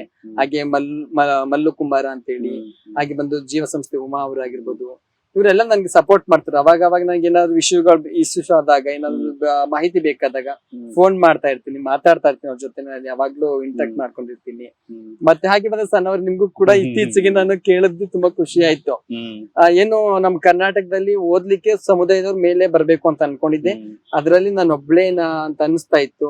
ಸೊ ಒಂದಷ್ಟು ಜನಕ್ಕೆ ನಾನು ಹೇಳಿದೀನಿ, ಓದ್ಲಿಕ್ ಬನ್ನಿ, ಮತ್ತೆ ಓದ್ಬೇಕು, ಯಾವ್ದಕ್ಕೆ ಡ್ರಾಪ್ ಔಟ್ ಆಗ್ಬಾರ್ದು, ಡ್ರಾಪ್ ಔಟ್ ಆಗಿದ್ರೆ ಮುಂದೆ ಯಾವ ಹಂತದಲ್ಲಿ ಓದ್ಬೇಕು, ಎಲ್ಲಿ ಹೋಗಿ ಮಕ್ಕಳನ್ನ ಕೇಳಬೇಕು, ಇದನ್ನೆಲ್ಲವೂ ಕೂಡ ಕಮ್ಯುನಿಟಿಗಳಿಗೆ ಹೇಳ್ತಾ ಇರ್ತೀನಿ ಅವಾಗ. ಅದ್ರಲ್ಲಿ ಹೀಗೆ ನಾನು ಕೇಳ್ಪಟ್ಟೆ ನಿಮ್ಮನ್ನ ಒಂದ್ 5-6 ತಿಂಗಳ ಹಿಂದೆ. ಜರ್ನಲಿಸಮ್ ಅಲ್ಲಿ ಮೈಸೂರಿನಲ್ಲಿ ಸನಾ ಅಂತಕ್ಕಂಥವ್ರು ಓದ್ಬಿಟ್ಟು ಇವಾಗ ಆಂಕರಿಂಗ್ ಮಾಡ್ತಾ ಇದಾರೆ ಅಂತೇಳಿ ನಿಮ್ದೊಂದು ಆಂಕರಿಂಗ್ ವಿಡಿಯೋ ಬಂತು. ಅದನ್ನ ನಾನು ನಮ್ ಸರ್ ಜೊತೆ ಶೇರ್ ಮಾಡಿ ಮಾತಾಡ್ದೆ. ಅವಾಗ ತುಂಬಾ ಖುಷಿ ಅನಿಸ್ತು. ಮತ್ತೆ ಹೀಗೆ ಒಂದು ಬಳ್ಳಾರಿನಲ್ಲೂ ಕೂಡ ನಮ್ ಕಮ್ಯುನಿಟಿ ಒಬ್ರು ರೇಣುಕಾ ಅಂತ ಹೇಳಿ ಓದ್ತಾ ಇದ್ದಾರೆ. ಈಗ ಒಂದಷ್ಟು ಜನರನ್ನ ನಾನು ನೋಡ್ತಾ ಇದ್ದೀನಿ. ಅದು ಎಲ್ಲರಲ್ಲೂ ಬರ್ಬೇಕು, ನಮ್ ಸಮುದಾಯದವರಲ್ಲಿ ಎಲ್ಲರೂ ಮುಂದೆ ಬರ್ಬೇಕು ಮುಂಚೂಣಿಯಲ್ಲಿ. ಮತ್ತೆ ಎಜುಕೇಶನ್ ಅಂತಕ್ಕಂಥದ್ದೇನೋ ಒಬ್ಬರಿಗೆ ಅದು ಅಳವಡಿಕೆ ಸಂಬಂಧಪಟ್ಟದ್ದಲ್ಲ, ಎಲ್ಲರಿಗೂನು. ಇದೇ ಸಮುದಾಯ ಅಂತಿಲ್ಲ, ಆ ವ್ಯಕ್ತಿ ಅಂತಿಲ್ಲ, ಪ್ರತಿಯೊಬ್ರು ಕೂಡ ಓದ್ಬೇಕು. ಮತ್ತೆ ಇವತ್ತಿನ ಜಗತ್ತಿನಲ್ಲಿ ಜ್ಞಾನಕ್ಕಿಂತ ಮುಖ್ಯವಾದದ್ದು ಇನ್ಯಾವುದೂ ಇಲ್ಲ. ಅದಕ್ಕೇನು ನಮ್ಮ ಮೈಸೂರು ಯೂನಿವರ್ಸಿಟಿನಲ್ಲಿ ನಹಿ ಜ್ಞಾನ ಸದೃಶಂ ಅಂತಿರ್ತಕ್ಕಂಥದ್ದು, ಜ್ಞಾನಕ್ಕಿಂತ ಮಿಗಿಲಾದದ್ದು ಯಾವುದೂ ಇಲ್ಲ ಅಂತ ಒಂದು ಗುರಿಯನ್ನ ನಮ್ಮ ಮೈಸೂರು ಯೂನಿವರ್ಸಿಟಿ ಇಟ್ಕೊಂಡಿರ್ತಕ್ಕಂಥದ್ದು. ಓಕೆ, ಈಗ ನಿಮ್ ಫ್ಯಾಮಿಲಿಯಲ್ಲಿ ಹೇಗೆ, ನಿಮ್ಮ ತಂದೆ ತಾಯಿ ಅಕ್ಸೆಪ್ಟ್ ಮಾಡಿದಾರ, ಫ್ಯಾಮಿಲಿ ಮೆಂಬರ್ಸ್ ಅಕ್ಸೆಪ್ಟ್ ಮಾಡ್ಕೊಂಡಿದಾರ, ಮತ್ತೆ ಹೇಗಿದೆ ವಾತಾವರಣ? ಫ್ಯಾಮಿಲಿನಲ್ಲಿ ನನ್ನನ್ನ ಕಮ್ಯುನಿಟಿಯಾಗಿ ನೋಡೋದು ತುಂಬಾ ಕಷ್ಟ ಇದೆ. ಅಂದ್ರೆ ಒಬ್ಬನೇ ಮಗ ನನ್ನ ಮನೆಯಲ್ಲಿ. ಒಟ್ಟು 5 ಜನ ಮಕ್ಕಳು. 5 ಜನ ಮಕ್ಕಳಲ್ಲಿ 4 ಜನ ಹೆಣ್ಮಕ್ಳು, ಮತ್ತೆ ಇನ್ನೊಬ್ಳು ನಾನು. ಮೂರ್ ಮಕ್ಕಳಾದ್ಮೇಲೆ ನಾನು ಹುಟ್ಟಿದ್ದು. ತದನಂತರ ನನ್ನ ತಂಗಿ. ನಾನು ಚಿಕ್ಕವಳಿರ್ಬೇಕಾದ್ರೆ ನನ್ನ ತುಂಬಾ ಪ್ರೀತಿಯಿಂದ ನನ್ನ ಮನೇಲಿ ಸಾಕಿರೋದು. ಒಬ್ಬನೇ ಮಗ ಅಂತೇಳಿ ಎಷ್ಟು ಪ್ರೀತಿ ಮಾಡಿದ್ದೇನೆ ಅಂತ ಹೇಳಿದ್ರೆ, ನನ್ನ ಅಮ್ಮನ್ಗೆ ತನಗೂ ಊಟ ಇಲ್ಲ ಅಂತೇಳಿ ನನಗೂ ಊಟ ಕೊಡ್ತಾ ಇದ್ರು. ಫಸ್ಟ್ ಸ್ಟಾರ್ಟಿಂಗ್ ಅಲ್ಲಿ ನಮ್ ತಾತ ಇರೋ ಕಾಲದಲ್ಲಿ ನಮ್ ತಾತ ಚೇರ್ಮನ್ ಆಗಿದ್ರು. ಅವಾಗ ಸ್ವಲ್ಪ ತುಂಬಾ ಚೆನ್ನಾಗಿದ್ರಂತೆ. ಅವ್ರು ತೀರೋದ್ ನಂತರ ನಮ್ ತಂದೆ, ನಮ್ ಚಿಕ್ಕಪ್ಪ ಅವ್ರು ಯಾರು ಕೆಲ್ಸಕ್ಕೆ ಹೋಗ್ತಾ ಇರ್ಲಿಲ್ಲ. ಅಂದ್ರೆ ಒಳ್ಳೆ ಮನೆ ತಂದವ್ರು ಅಂತ ಯಾರು ಕೆಲ್ಸಕ್ಕೆ ಹೋಗ್ತಾ ಇರ್ಲಿಲ್ಲ. ಅವಾಗ ನನ್ನ ತಾಯಿ ಕೂಲಿಗೆ ಹೋಗ್ಬೇಕನ್ನೋ ಸಂಭವ ಬಂತು. 5 ಮಕ್ಕಳು, ಮತ್ತೆ ನಮ್ ತಂದೆ, ನಮ್ಮ ಅಜ್ಜಿ, ನಮ್ ಚಿಕ್ಕಪ್ಪ ಇವರೆಲ್ಲ ಸಾಕುವಂತ ಒಂದು ಜವಾಬ್ದಾರಿ ನನ್ನ ಅಮ್ಮನ ಮೇಲೆ ಬಿತ್ತು. ಅಮ್ಮ ಅವಾಗ ಕೂಲಿ ಕೆಲ್ಸಕ್ಕೆ ಹೋದ್ರೆ ನಮ್ಮನ್ನ ನೋಡ್ಕೊತಾ ಇದ್ ನಮ್ಮ ಅಜ್ಜಿ. ಮತ್ತೆ ನಮ್ಮ ತಾಯಿ ತನ್ನ ಒಂದು ಒಡಲ್ ತುಂಬಿಸ್ಲಿಕ್ಕೆ ತುಂಬಾ ಕಷ್ಟ ಪಡ್ತಾ ಇದ್ರು. ಅದಕ್ಕೆ ನಮ್ಮ ಮಕ್ಕಳಿಗೆಲ್ಲಾನು ಹೇಗೆ ಒಂದು ಹಕ್ಕಿ, ಒಂದು ಕೋಳಿ ತಾಯಿ ಮಕ್ಕಳನ್ನ ಮರಿಗಳನ್ನ ಹೇಗ್ ಸಾಕು, ಹಾಗೆ ನಮ್ಮಮ್ಮ ಪರಿತಪಿಸ್ಕೊಂಡು ನಮ್ಮನ್ನ ಸಾಕಿದ್ದಾರೆ. ಅದ್ರಲ್ಲಿ ನನ್ನನ್ನಂತೂ ಒಬ್ಬ ಮಗ ಅಂತೇಳಿ, ಯಾಕಂದ್ರೆ ಬರೀ ಹೆಣ್ಣು ಮಕ್ಳು ಹುಟ್ಟಿದ್ರಿಂದ ನಮ್ ಗಂಡ್ ಮಗು ಆಗ್ಬೇಕು ಅಂತೇಳಿ ದೇವ್ರಗಳ ಹತ್ರ ಎಲ್ಲ ಹರಕೆ ಹೊತ್ಕೊಂಡು ಅದೆಲ್ಲ ಆಗಿ, ಆದ್ರೂ ನಾನು ಈ ಸಮುದಾಯವಾಗಿ ಗುರ್ತಿಸ್ಕೋತಾ ಬಂದ ಮೇಲೆ ತುಂಬಾ ಕಷ್ಟನೇ ಅನ್ನಿಸ್ತು. ಮನೆಯಲ್ಲಿ ಒಪ್ಕೊಳ್ಳೋದಿಕ್ಕೆ ಅಸಾಧ್ಯವಾದ ಮಾತಾಯ್ತು ಅದು. ಆಮೇಲೆ ನಮ್ಮ ಅಮ್ಮಂಗೆ ಹಾಗೆ ಸ್ವಲ್ಪ ದಿನ ಕಳೆದ ನಂತರ ಸಮುದಾಯದ ಜೊತೆ ಇದ್ರು ಮನೆಗೆ ಹೋಗೋದು, ಹೇಗೋ ಸಮುದಾಯದ ಜೊತೆ ಇರೋದು, ಮನೆ ಮಾಡ್ಕೊಂಡಿದ್ವಿ ಒಂದಷ್ಟು ಜನ ಎಲ್ರು. ಅವಾಗ ಹೆಂಗೋ ಬ್ಯಾಲೆನ್ಸ್ ಮಾಡ್ಕೊಂಡು ಹೋಗ್ತಾ ಇದ್ದೆ. ಆಮೇಲೆ ಮುಂದೆ ಹೋಗಿ ಗೊತ್ತಾಯ್ತದೆಲ್ಲ. ಒಂದಷ್ಟು ಜನಗಳ ಕಾಣಿಸ್ಕೊಂಡ್ಬಿಟ್ಟೆ ನಾನು. ಎಲ್ಲಾದ್ರೂ ಪಬ್ಲಿಕ್ ಅಲ್ಲಿ ನೋಡೋರೆಲ್ಲ ಮನೆಗೆ ಹೋಗಿ ಹೇಳ್ತಾ ಇದ್ರು. ಮನೆಗೆ ಹೇಳ್ದಾಗ ಏನಾಯ್ತಿತ್ತು, ನನ್ಗೆ ಫೋನ್ ಮಾಡಿ ಹೇಳೋರು, ನೀನ್ ಅಲ್ಲಿದೆಯಂತೆ, ಇಲ್ಲಿದೆಯಂತೆ, ನೀನ್ ಅಲ್ಲಿ ಕೆಲಸ ಮಾಡ್ತಾ ಇದೀನಿ ಅಂತ ಏನೇನು ಹೇಳ್ಕೊಂಡು ಇಲ್ಲಿ ಇಂಥವ್ರ ಜೊತೆ ಇದೆಯಂತೆ ಅಂತೆಲ್ಲ ಫೋನ್ ಮಾಡಿ ಹೇಳ್ತಾ ಇದ್ರು. ಅವಾಗ ಅಮ್ಮನ ಜೊತೆ ಹೆಂಗೋ ಹೇಳ್ಕೊ ಸಮಾಧಾನ ಮಾಡ್ತಿದ್ದೆ. ಅದ್ರಲ್ಲಿ ನಮ್ಮ ಅಪ್ಪನ್ಗೆ ಇನ್ನೂ ನನ್ ಕಡೆ ತುಂಬಾ ಇಷ್ಟ. ಮತ್ತೆ ನಮ್ಮ ಅಪ್ಪ ತನಗಿಲ್ದಿದ್ರು ಬೇರೆಯವ್ರಿಗೆ ಏನಾದ್ರು ಹೆಲ್ಪ್ ಮಾಡೋ ಒಂದು ಕ್ಯಾರೆಕ್ಟರ್ ನಮ್ಮ ಅಪ್ಪನ ಹತ್ರ. ಹಾಗಾಗಿ ಅಪ್ಪನು ಕೂಡ ನನ್ ಬೈತಾ ಇದ್ರು. ಆಮೇಲೆ ನನ್ ತಂಗಿರೆಲ್ಲ ತುಂಬಾ ಪ್ರೀತಿಸ್ತಾರೆ. ನಮ್ಮ ಭಾವರು ಕೂಡ ಇಷ್ಟ. ನನ್ನ ಎಲ್ಲರೂ ಒಂದು ಹುಡುಗನಾಗಿ ಇಷ್ಟ ಪಡ್ತಾರೆ. ಬಟ್ ಈ ಕಮ್ಯುನಿಟಿ ಆಗಿ ಗುರ್ತಿಸ್ಕೊಂಡ ಮೇಲೆ ಸುಮಾರು ನಮ್ಮ ಸಂಸ್ಥೆನಲ್ಲಿ ಮತ್ತೆ ರಾಜ್ಯ ಮಟ್ಟದ ಸಂಘಟನೆಗಳಲ್ಲಿ, ಈ ಹೋರಾಟಗಳಲ್ಲಿ, ಸಾಮಾಜಿಕವಾಗಿ ರೈತ ಹೋರಾಟಗಳು, ನಮ್ಮ ಸಮುದಾಯದ ಹೋರಾಟಗಳು, ಈ ದಮನಿತ ಮಹಿಳೆಯರ ಹೋರಾಟಗಳು, ಕೂಲಿ ಕಾರ್ಮಿಕರ ಹೋರಾಟ, ಇಂಥದ್ರೆಲ್ಲ ಅಲ್ಲಲ್ಲಿ ಭಾಗವಹಿಸ್ತಾ ಇದ್ದೆ. ಮತ್ತೆ ನಮ್ದೆಲ್ಲ ಮಾನವ ಹಕ್ಕುಗಳ ಹೋರಾಟಗಳೆಲ್ಲ ಇದ್ವಿ, ಏನಿದ್ದಾವೆ ಅದ್ರ ವಿಧಾನಸೌಧ ತನಕೆಲ್ಲ ಹೋಗ್ತಕ್ಕಂಥ ಹೋರಾಟಗಳೆಲ್ಲ ಭಾಗವಹಿಸ್ತಾ ಇದ್ದೆ. ಇದು ಮೀಡಿಯಾದಲ್ಲೆಲ್ಲ ಒಂದಷ್ಟು ಗೊತ್ತಾದ್ಮೇಲೆ ಮನೆಯಲ್ಲಿ ನನ್ನನ್ನ ಅವಾಯ್ಡ್ ಮಾಡಿದ್ರು. ಅವಾಗಷ್ಟೇ ದೂರಿ ಉಳಿತಕ್ಕಂಥದ್ದನ್ನ ಮಾಡಿದೆ. ಅದಕ್ಕಿಂತ ಮನೆಯವ್ರ ಜೊತೆ ಸ್ವಲ್ಪ ಚೆನ್ನಾಗಿ. ಈ PhD ಮಾಡ್ಬೇಕಂತ ನಿಮ್ಗೆ ಹೇಗೆ ಅನ್ನಿಸ್ತು? ಮತ್ತೆ ಏನ್ ಮೋಟಿವೇಶನ್ ಬಂತು ನಿಮ್ಗೆ? ಯಾರು ಕೊಟ್ರು? ನಾನು MA ಸೇರ್ಕೊಂಡಾದ್ಮೇಲೆ ಓದ್ತಾ ಇದ್ದೆ. ಹಿಂಗೆ MA ಆಯ್ತು, ಮುಗೀತು, ಸಾಕಿಷ್ಟೇ ಅಂತ ಹೇಳ್ಬಿಟ್ಟು ಸುಮ್ನೆ ಆಗೋಣ ಅಂತ ಅನ್ಕೊಂಡಿದ್ದೆ. PhD ಎಂಟ್ರೆನ್ಸ್ ಎಕ್ಸಾಮ್ದು ಸ್ಟಾರ್ಟಿಂಗ್ ಅಲ್ಲಿ ಎಂಟ್ರೆನ್ಸ್ ಎಕ್ಸಾಮ್ ಕಾಲ್ಫರ್ ಆಯ್ತು. ಅವಾಗ ನಾನು ಅಪ್ಲಿಕೇಶನ್ ಹಾಕ್ಲಿಲ್ಲ. ಅಂದ್ರೆ ಡಿಗ್ರಿನೇ ಸಾಕು ಅಂತ ಹೇಳಿ ಸುಮ್ನೆ ಆಗ್ಬಿಟ್ಟೆ. ಅವಾಗ ನನ್ಗೆ ಇವಾಗಿರ್ತಕ್ಕಂಥ ನಮ್ ಗೈಡು, ನಮ್ಮ ಡಿಪಾರ್ಟ್ಮೆಂಟ್ ಡೈರೆಕ್ಟರ್ ಆಗಿದ್ರು, ನಿರ್ದೇಶಕರಾಗಿದ್ರು. ಅವ್ರು ನನ್ನನ್ನ ಕರ್ಸಿದ್ರು. ಅದೇ ನಮ್ ರಾಜ್ಯಪತಿ ಸರ್ ಅಂತ ಹೇಳಿದ್ರಲ್ಲ, ಅವ್ರ ಜೊತೆ ಮಾತಾಡ್ಸ್ಬಿಟ್ಟು ನನ್ ಕರ್ಸಿದ್ರು. PhD ಎಂಟ್ರೆನ್ಸ್ ಎಕ್ಸಾಮ್ ಅಪ್ಲಿಕೇಶನ್ ಹಾಕಿದೆ ಏನಮ್ಮ ಅಂತ ಹೇಳಿದ್ರು. ಇಲ್ಲ ಸರ್ ನಾನು ಹಾಕಿಲ್ಲ ಅಂತ ಹೇಳಿದೆ. ಯಾಕೆ ಹಾಕಿಲ್ಲ ಅಂತ ಕೇಳಿದ್ರು. ಸರ್ ಈ ರೀತಿ ನನ್ಗೆ ಮುಂದೆ ಓದ್ಬೇಕು ಅಂತ ಅನಿಸ್ತದೆ ಸರ್, ಈಗ ಸಾಕು ಅಂತ ಹೇಳಿದ್ರೆ. ಯಾಕಮ್ಮ ಹಿಂಗ್ ಮಾಡ್ತಾ ಇದ್ದೀನಿ ಅಂತ ಹೇಳಿ ನನ್ನನ್ನ ಬೈದ್ರು ಅವರು. ನೀನು ಒಂದು ಕಮ್ಯುನಿಟಿನಲ್ಲಿ ಒಂದು ಆಕ್ಟಿವಿಸ್ಟ್ ಆಗಿದೀಯಾ ಅಂತ, ನೀನ್ ಹೋದಲ್ಲ ಅಂತ ಅರ್ಥ ಏನು ಅಂತೆಲ್ಲ ಕೇಳಿ ನನ್ನ ಬೈತಾ ಇರ್ತಾರೆ. ಮತ್ತೆ ಎಚ್ಚರಿಕೆಯ ಮಾತುಗಳನ್ನ ಹೇಳ್ತಾ ಇರ್ತಾರೆ. ನನ್ನನ್ನು ಯಾವತ್ತವ್ರು ಒಂದು ಸಮುದಾಯ ವಿಶೇಷ ವ್ಯಕ್ತಿ ಅಂತ ನೋಡಲ್ಲ. ಎಲ್ಲಾ ವಿದ್ಯಾರ್ಥಿಗಳು ಹೇಗಿದ್ದಾರೆ ನಮ್ ಡಿಪಾರ್ಟ್ಮೆಂಟ್ ಅಲ್ಲಿ ಆಗಿರ್ಲಿ, ಯೂನಿವರ್ಸಿಟಿನಲ್ಲಿ ಆಗಿರ್ಲಿ, ಹಾಗೆ ಅವ್ರು ನನ್ನನ್ನ ನೋಡ್ತಕ್ಕಂತ ದೃಷ್ಟಿ. ಮತ್ತೆ ಒಂದು ತಾಯಿ ಮಗುವನ್ನ ಹೇಗ್ ನೋಡುತ್ತೋ ಹಾಗೆ ನನ್ನ ಒಂದು ಕುಶಲೋಪರಿಗಳನ್ನು ವಿಚಾರಿಸ್ತಾ ಇರ್ತಾರೆ ಅವರು. ಮತ್ತೆ ನನ್ನ ಸಮುದಾಯದಲ್ಲಿ ಇದೀನಿ, ಮತ್ತೆ ಮನೆಯಿಂದ ಆಚಿರೋದ್ರಿಂದ ಅವ್ರು ನನ್ನನ್ನ ಯಾವ ರೀತಿ ಇದ್ದಾಳೆ, ಆರೋಗ್ಯವಾಗಿದ್ದಾರ, ಮತ್ತೆ ಹೇಗೆ ಮನೆ ಕಡೆ ಹೇಗೆ, ಮತ್ತೆ ಇರ್ತಕ್ಕಂಥ ಪ್ಲೇಸ್ ಅಲ್ಲಿ ಹೇಗೆ, ಇದನ್ನೆಲ್ಲವನ್ನೂ ಕೂಡ ನಮ್ ಸರ್ ನನ್ಗೆ ವಿಚಾರಿಸ್ತಾ ಇರ್ತಾರೆ. ಅವರಿಂದನೇ ನಾನು ಇವತ್ತು PhD ಮಾಡ್ತಾ ಇದ್ದೀನಿ ಅಂತ ಹೇಳಲಿಕ್ಕೆ ಸಾಧ್ಯ. ಮತ್ತೆ ನನ್ನ ಡಿಪಾರ್ಟ್ಮೆಂಟ್ ಅಲ್ಲಿ ಡಾಕ್ಟರ್ ಎಸ್ ಕುಮಾರ್ ಸರ್ ಅವರು ಮತ್ತೆ ಪ್ರೊಫೆಸರ್ ಜೆ ಸೋಮಶೇಖರ್ ನನಗೆ ಸರ್ ಇಬ್ರು ಎರಡು ಕಣ್ಣು ಹೇಳಿದ್ದಂತೆ ಅಂತ ಹೇಳ್ಬೋದು. ಅವರ ಒಂದು ಮಾರ್ಗದರ್ಶನದಿಂದನೇ ಇವತ್ತು ನಾನು PhD ಮಾಡ್ಲಿಕ್ಕೆ ಸಾಧ್ಯ. ಓಕೆ, ಎಷ್ಟು ವರ್ಷ ಆಯ್ತು ಈಗ? ನಂದು ಏಪ್ರಿಲ್ ಅಲ್ಲಿ ನಾನು PR ಆಗಿದ್ದು. ಇವಾಗ ಪ್ರಾವಿಷನಲ್ ರಿಜಿಸ್ಟ್ರೇಷನ್ ಆಗಿ 1 ವರ್ಷ ಆಗಿದೆ. ಮತ್ತೆ ಇದೇ ತಿಂಗಳಲ್ಲಿ 25ನೇ ತಾರೀಕು ಕೊಲೆಕ್ಟ್ ಆಗ್ತಾ ಇದೆ, ಪರ್ಮನೆಂಟ್ ರಿಜಿಸ್ಟ್ರೇಷನ್ ಆಗುತ್ತೆ. ನಿಮ್ ಟಾಪಿಕ್ ಹೇಳ್ಬೋದಾ? ನನ್ನ ಟಾಪಿಕ್ ಮೈಸೂರು ಮತ್ತು ಚಾಮರಾಜನಗರ ಜಿಲ್ಲೆಗಳ ಲಿಂಗತ್ವ ಅಲ್ಪಸಂಖ್ಯಾತರ ಜೀವನ ಮತ್ತು ಹೋರಾಟಗಳು, ಒಂದು ವಿಮರ್ಶಾತ್ಮಕ ಅಧ್ಯಯನ. ಓಕೆ, ಒಳ್ಳೆ ಸೂಪರ್ ಟಾಪಿಕ್. ನಮ್ ಸಮುದಾಯದವ್ರದೇ ತಗೊಂಡಿದ್ದೀರಾ. ಸೊ ಈಗ ಈ ಟಾಪಿಕ್ ತಗೊಳಕ್ಕೆ ಏನ್ ಉದ್ದೇಶ? ಈ ಟಾಪಿಕ್ ತಗೊಳಕ್ ಉದ್ದೇಶ ಏನಂತಂದ್ರೆ, ಸಮುದಾಯದವರ ಒಂದು ಜೀವನ ಹೇಗಿದೆ, ಮತ್ತೆ ಅವರ ಒಂದು ಹೋರಾಟಗಳು ಹೇಗಿದೆ, ಅದು ಸಮಾಜಕ್ಕೆ ಗೊತ್ತಾಗ್ಬೇಕು. ಸಮಾಜದಲ್ಲಿ ಇಂಥದೇ ಒಂದು ಗುಂಪಿದೆ ಅಂತಕ್ಕಂಥದ್ದು ಗೊತ್ತೇ ಇರ್ಲಿಲ್ಲ. ಅಂದ್ರೆ ಅಲ್ಲಲ್ಲಿ ಬಿಟ್ಟಂತ ಸಮುದಾಯದ ವ್ಯಕ್ತಿಗಳು ನಮ್ ಸಮುದಾಯ ಒಂದ್ ರೀತಿ ಅಲೆಮಾರಿ ಜೀವನ ಅಂತಾನೆ ಹೇಳ್ಬೋದು. ಅವರು ಒಂದೇ ಕಡೆ ನೆಲೆಸ್ತಾರೆ, ಒಂದೇ ಕಡೆ ಇರ್ತಾರೆ ಅನ್ನೋದು ಕಷ್ಟ. ಹೌದು. ಮನೆ ಬಿಟ್ಟು ಕುಟುಂಬದಿಂದ ಹೊರಗಡೆ ಬಂದ್ಮೇಲೆ, ಕುಟುಂಬದಿಂದ ತಿರಸ್ಕಾರಕ್ಕೆ ಒಳಗಾದ್ಮೇಲೆ, ಅಥವಾ ಇವರೇ ತಮ್ಮ ಒಂದು ಭಾವನೆ ಅರ್ಥ ಮಾಡ್ಕೊಳ್ಳಿಲ್ಲ ಅಂತ ಹೇಳಿದಾಗ ಮನೆ ಬಿಟ್ಟು ಹೊರಗಡೆ ಬಂದಾಗ ಅವ್ರು ಹೋಗುವಂತ ಸಂಭವ ಏನಿದೆ, ನಮ್ಮ ಸಮುದಾಯಕ್ಕೆ ಬಂದು ಸೇರ್ಕೊಂತಾರೆ. ಬಟ್ ಸಮುದಾಯದ ಬಂದು ಜೊತೆ ಇದ್ಕೊಂಡ್ಮೇಲೆ ಮತ್ತೆ ಅವ್ರ ಜೀವನ ವೈಖರಿ ಹೇಗಿದೆ ಅದು ಸರ್ಕಾರಕ್ಕೂ ಗೊತ್ತಾಗ್ಬೇಕು, ಸಮಾಜಕ್ಕೂ ಗೊತ್ತಾಗ್ಬೇಕು ಅಂತಕ್ಕಂತ ಒಂದು ನಿಟ್ಟಿನಲ್ಲಿ ಅವರ ಜೀವನದ ವಾಸ್ತವತೆಯನ್ನ ತಿಳಿಸ್ಕೊಡು ಸಂಭವದಲ್ಲಿ ಅಧ್ಯಯನ ಮಾಡ್ತಾ ಇರೋದು.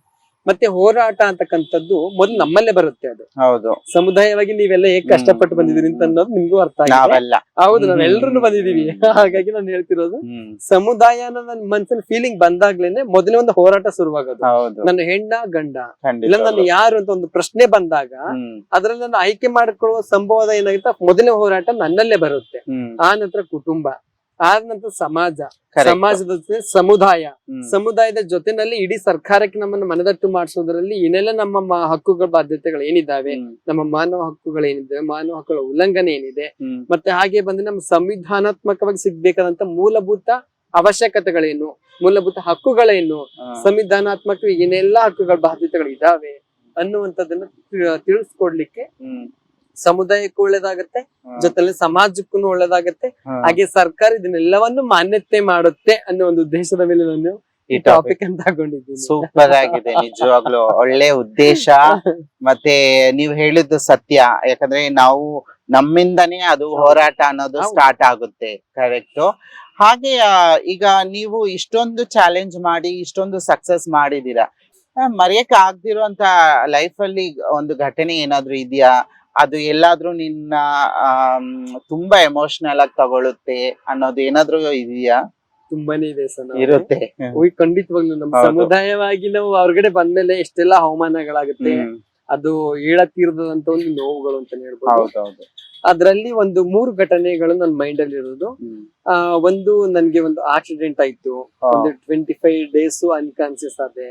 ಮತ್ತೆ ಇನ್ನೊಂದು ಘಟನೆ ಬಂದು ಸಮುದಾಯಗಳ ಜೊತೆ ಹೇಳ್ಕೊಂಡ್ಬಾರ್ದು, ಸಮುದಾಯದವ್ರ ಒಂದು ಹಲ್ಲೆ ಆಯ್ತು ನನ್ಗೆ.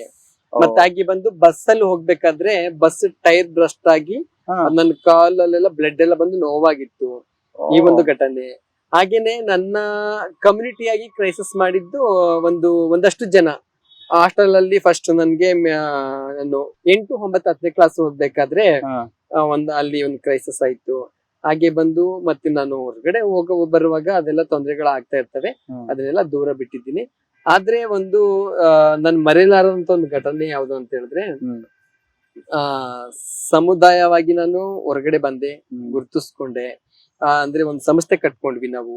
ಒಂದಷ್ಟು ಜನಗಳ ಕೆಲಸ ಮಾಡ್ತಾ ಇದ್ವಿ. ಅಂದ್ರೆ ನಾವು ಸಮಾಜದಲ್ಲಿ ಒಳ್ಳೆ ರೀತಿಯಲ್ಲಿ ಒಳ್ಳೆ ಭಾವನೆಯಲ್ಲಿ ಕೆಲಸ ಮಾಡ್ಬೇಕು. ಸಮಾಜಕ್ಕೆ ಏನಾದ್ರು ಒಂದು ಕೊಡುಗೆ ಕೊಡ್ಬೇಕು. ನಾವು ಸಮುದಾಯವಾಗಿ ಈಗ ಗುಟ್ಬಿಟ್ಟಿದ್ದೀವಿ, ನಮ್ದಿಷ್ಟೇ ಕೆಲಸ, ನಮ್ದೇನೋ ಒಂದು ಬೆಗ್ಗಿಂಗ್ ಇದೆ, ಸೆಕ್ಸ್ ವರ್ಕ್ ಇದೆ, ಇದಿಷ್ಟೆಲ್ಲ ನಮ್ ಜೀವನ. ಇದನ್ನ ಬಿಟ್ಟು ನಾವು ಹೊರಗಡೆ ಬರ್ಬೇಕು. ಆಮೇಲೆ ಸಮಾಜದವ್ರು ನಮ್ಮನ್ನ ಅಷ್ಟೇ ಇವ್ರದ್ದು ಸೀಮಿತಗೊಳಿಸ್ಬಿಟ್ಟಿದ್ದಾರೆ. ನಮ್ಮನ್ನ ಈ ವೃತ್ತಿಗಳು ಮಾಡ್ಲಿಕ್ಕೆ ಅಷ್ಟೇ ಇವ್ರು ಇರ್ತಕ್ಕಂಥದ್ದು, ಇವ್ರು ಹೀಗೆ ಅಂತೇಳಿ ನಮ್ಮನ್ನ ಸೀಮಿತಗೊಳಿಸಿದ್ದಾರೆ. ಆ ಸೀಮಿತಗೊಳಿಸಿರೋದನ್ನ ನಾವು ತಳ್ಬೇಕು. ಅದನ್ನ ಹೊರಗಡೆ ಬಂದು ನಾವು ಹಿಂಗೆ ಇದೀವಿ, ಈಗ ನೀವು ಒಳ್ಳೆ ಆಕ್ಟಿವಿಸ್ಟ್ ಆಗಿದ್ದೀರಿ, ಮತ್ತೆ ಒಂದು ಈಗಾಗಲೇ ಮೀಡಿಯಾದಲ್ಲಿ ಹ್ಯಾಂಕರಿಂಗ್ ಮಾಡ್ತಾ ಇದ್ರಿ, ಈ ರೀತಿಯಾಗಿ ನಮ್ ಸಮುದಾಯದವ್ರು ಬಂದ್ರೆ ನಾವು ಒಂದ್ ಚಾಲೆಂಜ್ ಆಗಿ ತೋರ್ಸ್ಬೋದು ಅನ್ನೋ ನಿಟ್ಟಿನಲ್ಲಿ ನನ್ ಕೆಲಸ ಮಾಡಿದವ್ರು ನಾವು. ಆದ್ರೆ ನನ್ನನ್ನ ಕೆಲವೊಂದಷ್ಟು ಜನ ಸಹಿಸ್ಕೊಳ್ಳಾರ್ದೇ ಇದ್ದವರು ನನ್ನ ಮೇಲೆ ಒಂದಷ್ಟು ಜನ ಹಲ್ಲೆ ಮಾಡಿದ್ರು. ಒಂದ್ 7-8 ಜನರನ್ನ ನನ್ ಮೇಲೆ ಬಿಟ್ಟಿದ್ರು ಹಲ್ಲೆ ಮಾಡ್ಲಿಕ್ಕೆ. ಮತ್ತೆ ನನ್ ಇರ್ಲೇಬಾರ್ದು ಅನ್ನೋ ಅಷ್ಟ್ರ ಮಟ್ಟಕ್ಕೆ ಸಂಭವ ಬಂದಿತ್ತು. ಆದ್ರೂ ಹೇಗಂದ್ರೆಲ್ಲ ಫೇಸ್ ಮಾಡ್ಕೊಂಡ್ ಬಂದೆ. ನನ್ನ ಜೊತೆ ನಾನು ನಂಬಿರ್ತಕ್ಕಂಥ ಬುದ್ಧ ಬಸವ ಅಂಬೇಡ್ಕರ್ ಅವರು ತತ್ವಗಳು ಏನಿದ್ದಾವೆ ಅದೆಲ್ಲಾನು ಓದ್ಕೊಂಡ್ ಬಂದವಳು ನಾನು. ಅವ್ರನ್ನ ನೋಡ್ತಾ ಇದ್ದೆ ನಾನು.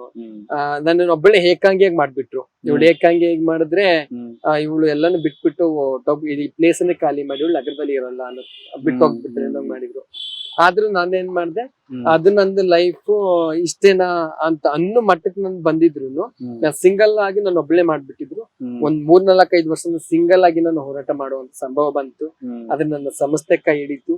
ಅದೆಲ್ಲದಕ್ಕಿಂತ ಹೆಚ್ಚಿನದಾಗಿ ನಾನ್ ನಂಬಿರ್ತಕ್ಕಂಥ ಬಾಬಾ ಸಾಹೇಬ್ರು ಏನಿದ್ದಾರೆ, ಬುದ್ಧ ಅವ್ರು ಏನಿದ್ದಾರೆ, ಅಂಬೇಡ್ಕರ್ ಅವ್ರ ಜೊತೆ ಬಸವವರು ಏನಿದ್ದಾರೆ, ಇದೆಲ್ಲ ಒಂದ್ ಚಿಂತನೆಗಳು ನನ್ಗೆ ಮೋಟಿವೇಶನ್ ಮಾಡಿರ್ತು ಅಂತ ಹೇಳ್ಬೋದು.